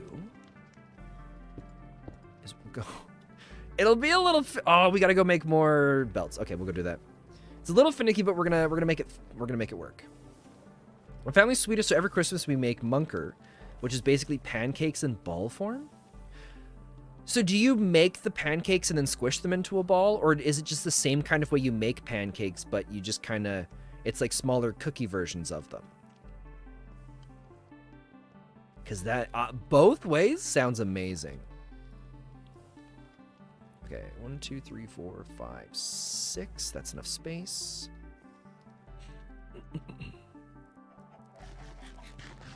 Because, yeah, both of those sound incredible. I can't remember what I think the holiday I made up, I believe I called it Blanksgiving. Like, that's how I would tell people it'd be blanks. Like, the generic term would be Blanksgiving. But what you would call it is you would call it with your name instead. So for me, it would be Spencegiving. Like for you, it would be Archgiving. And the idea of the holiday was we give thanks to ourselves. You know, like good job us. We did a great job. This whole, instead of like Thanksgiving where we're thankful for stuff, it's Blanksgiving where we're thankful for ourselves, right? And then the way I basically tricked my friends into watching the YouTube videos with me was I told them that the concept of it is every year we add a new tradition to the thing. And I made it up so that as if someone else was the one that said this is the YouTube videos that should be watched, so that it wouldn't be me that was forcing them to watch the YouTube videos. And part of me still doesn't regret it. Because I was happy to watch them. Okay. Oh, wait, we grabbed kelp, but we never went and did anything with it. All right, give me a sec. We got to go cook this. Yeah, you make the pancake batter, and then there's a mold you pour it into to get the shape. Oh, that's so cool. So it's kind of like those things that you could get for camping where it has that, like the I don't know, wrought iron thing that, like, folds around it and you throw it in the oven or hold it above a fire or something like that. That's so cool. And they're called what again? Munker. Sounds weird. Munker. It doesn't, when you say the word munker. Oh wait, that's lava, we're burning it. We gotta cook it. Not burn it. I was also gonna say, I think we've done pretty good for having not died yet, but at the same time, there's not really any negative things we need to worry about in this in this mod pack. We get to just relax and dig stone. I think the most dangerous thing that we faced is the skeleton and the zombie that we created out of our own mining down below. God, thank God we didn't burn all that stuff. But it is really nice that the conveyor belts can stretch as far as they do. When we first started the create mod, I thought that each belt or each number on the belts, so like if this was 64 belts, it would go, I'd be able to make a belt that would go 64 blocks long. But thankfully that is not the case. So this goes here. This goes here. Oh, come on. Ah, we gotta go to the other side. The belt's too fast.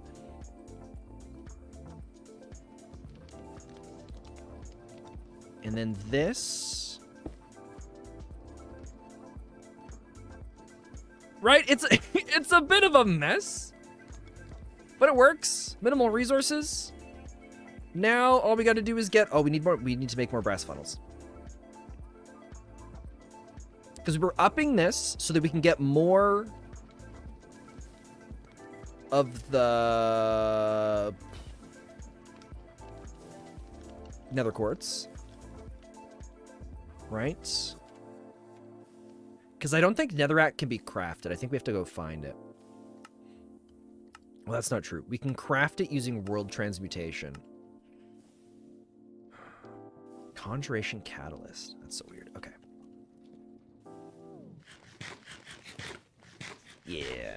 We're probably going to have to expand this thing again to create more quartz. Again, eventually. Although I guess it's going to slow down a bunch. Now that it's going to start like backlogging in the other stuff ahead of it. So, I don't know. We'll see what happens. I want to make more brass funnels, which should be this.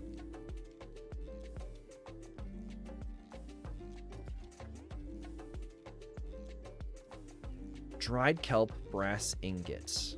Okay, let's go get 2 brass ingots. Because there's a bunch of flattened oh, that's copper sheets. Copper sheets, I think we use those for pipes, right? We don't need those on us right now. We're gonna go 1 and 2.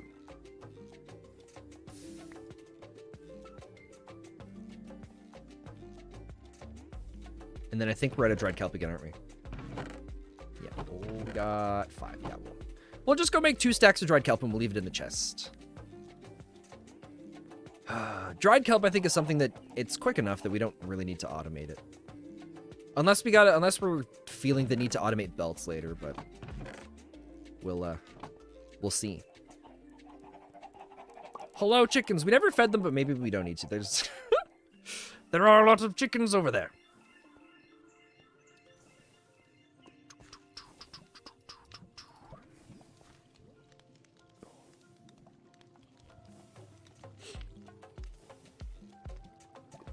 What do you think's gonna happen with Twitter? I can't decide. I still can't decide if Elon's trying to just mess with it for a reason.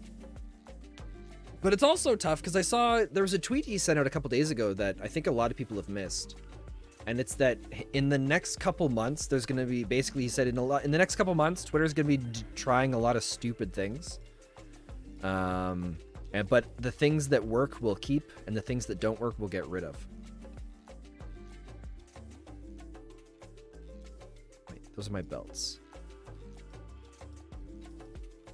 Boom. So I think I wonder if this is how he does stuff in NASA. You think it's going to crash and burn unless someone knocks some sense into it? Because in some ways, some of the stuff he's doing isn't terrible, right? Like there's certain things that he's decided need to be, oh, this is backwards. That he's decided need to be done. And like there's a lot of decisions that a lot of us don't agree with, but at the same time, like he's not like a dumb guy. So it's like I can't tell if he's making a bunch of these decisions and we just aren't capable of comprehending what it is that he's doing. And that's why. I don't know.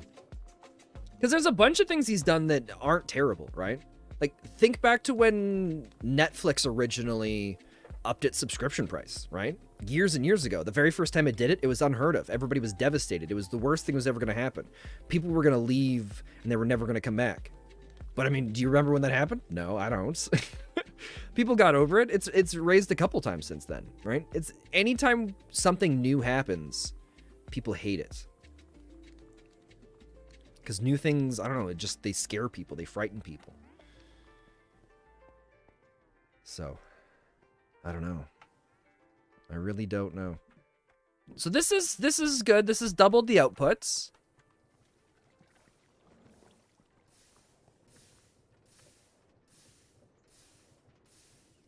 That's still only putting out one at a time. There's so much stuff you're getting burned because these are all full. Because at first I really genuinely thought that he was just waiting for everything to crash and burn because he just didn't want it anymore, but I don't know. I genuinely don't know. I think it's going to be a much different place than it was before. And that's not a bad thing.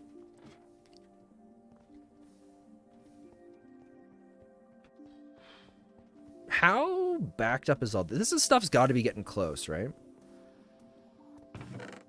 The chest is only half done. Do we really need... Here's what we're gonna do.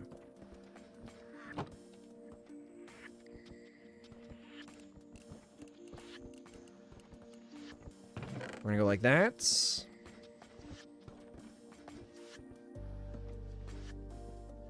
And we'll leave it there. We want to start getting the backlog of some of our resources.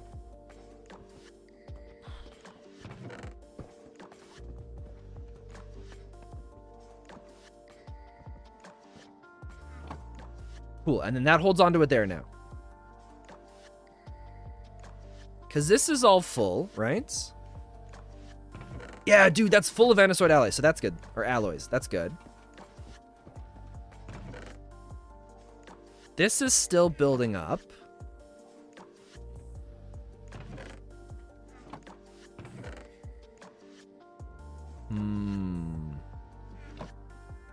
For that to work, we're going to need to do the smart shoot, so let's do that.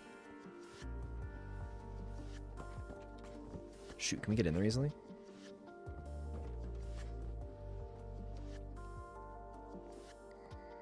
I think we can fit there around the back. It's like I knew I was going to want to change this.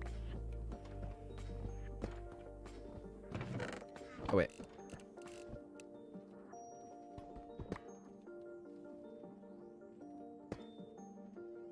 Wait.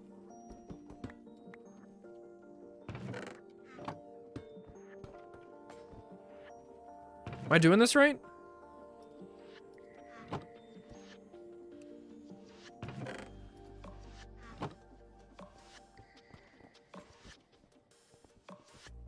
Uh-oh.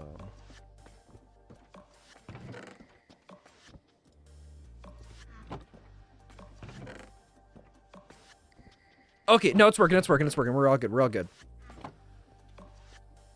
Oh, it's the dog. Hey, buddy. How you doing? We'll toss that there. Okay. So, this is all set up and good. I think we're gonna do this. Yeah. It still has a lot of quartz it needs to go through to fill up on diorites. So let's fill one in each of these. We can always come back and readjust that later if we find that it's not... oh, there's the one we want. If we find it's not doing what we want it to. Now... we also need to pull quartz from up above to the other area.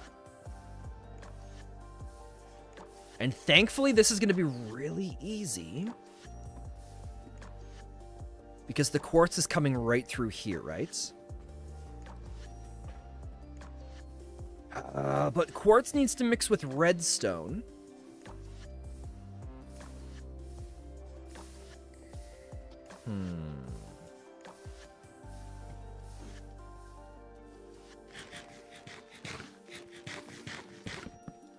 Oops.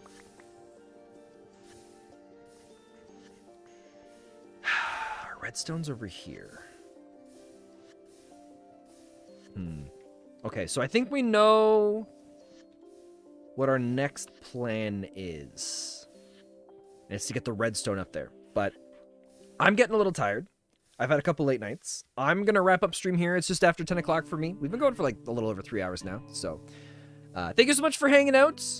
Have a good rest of your evening. I'll be back tomorrow, 7 p.m. Mountain Time. Same as usual. I'll probably throw up the thing sometime in the afternoon for me. Just so people can see what time it's going to be. But yeah, without further ado, goodbye and farewell. Take care, everybody.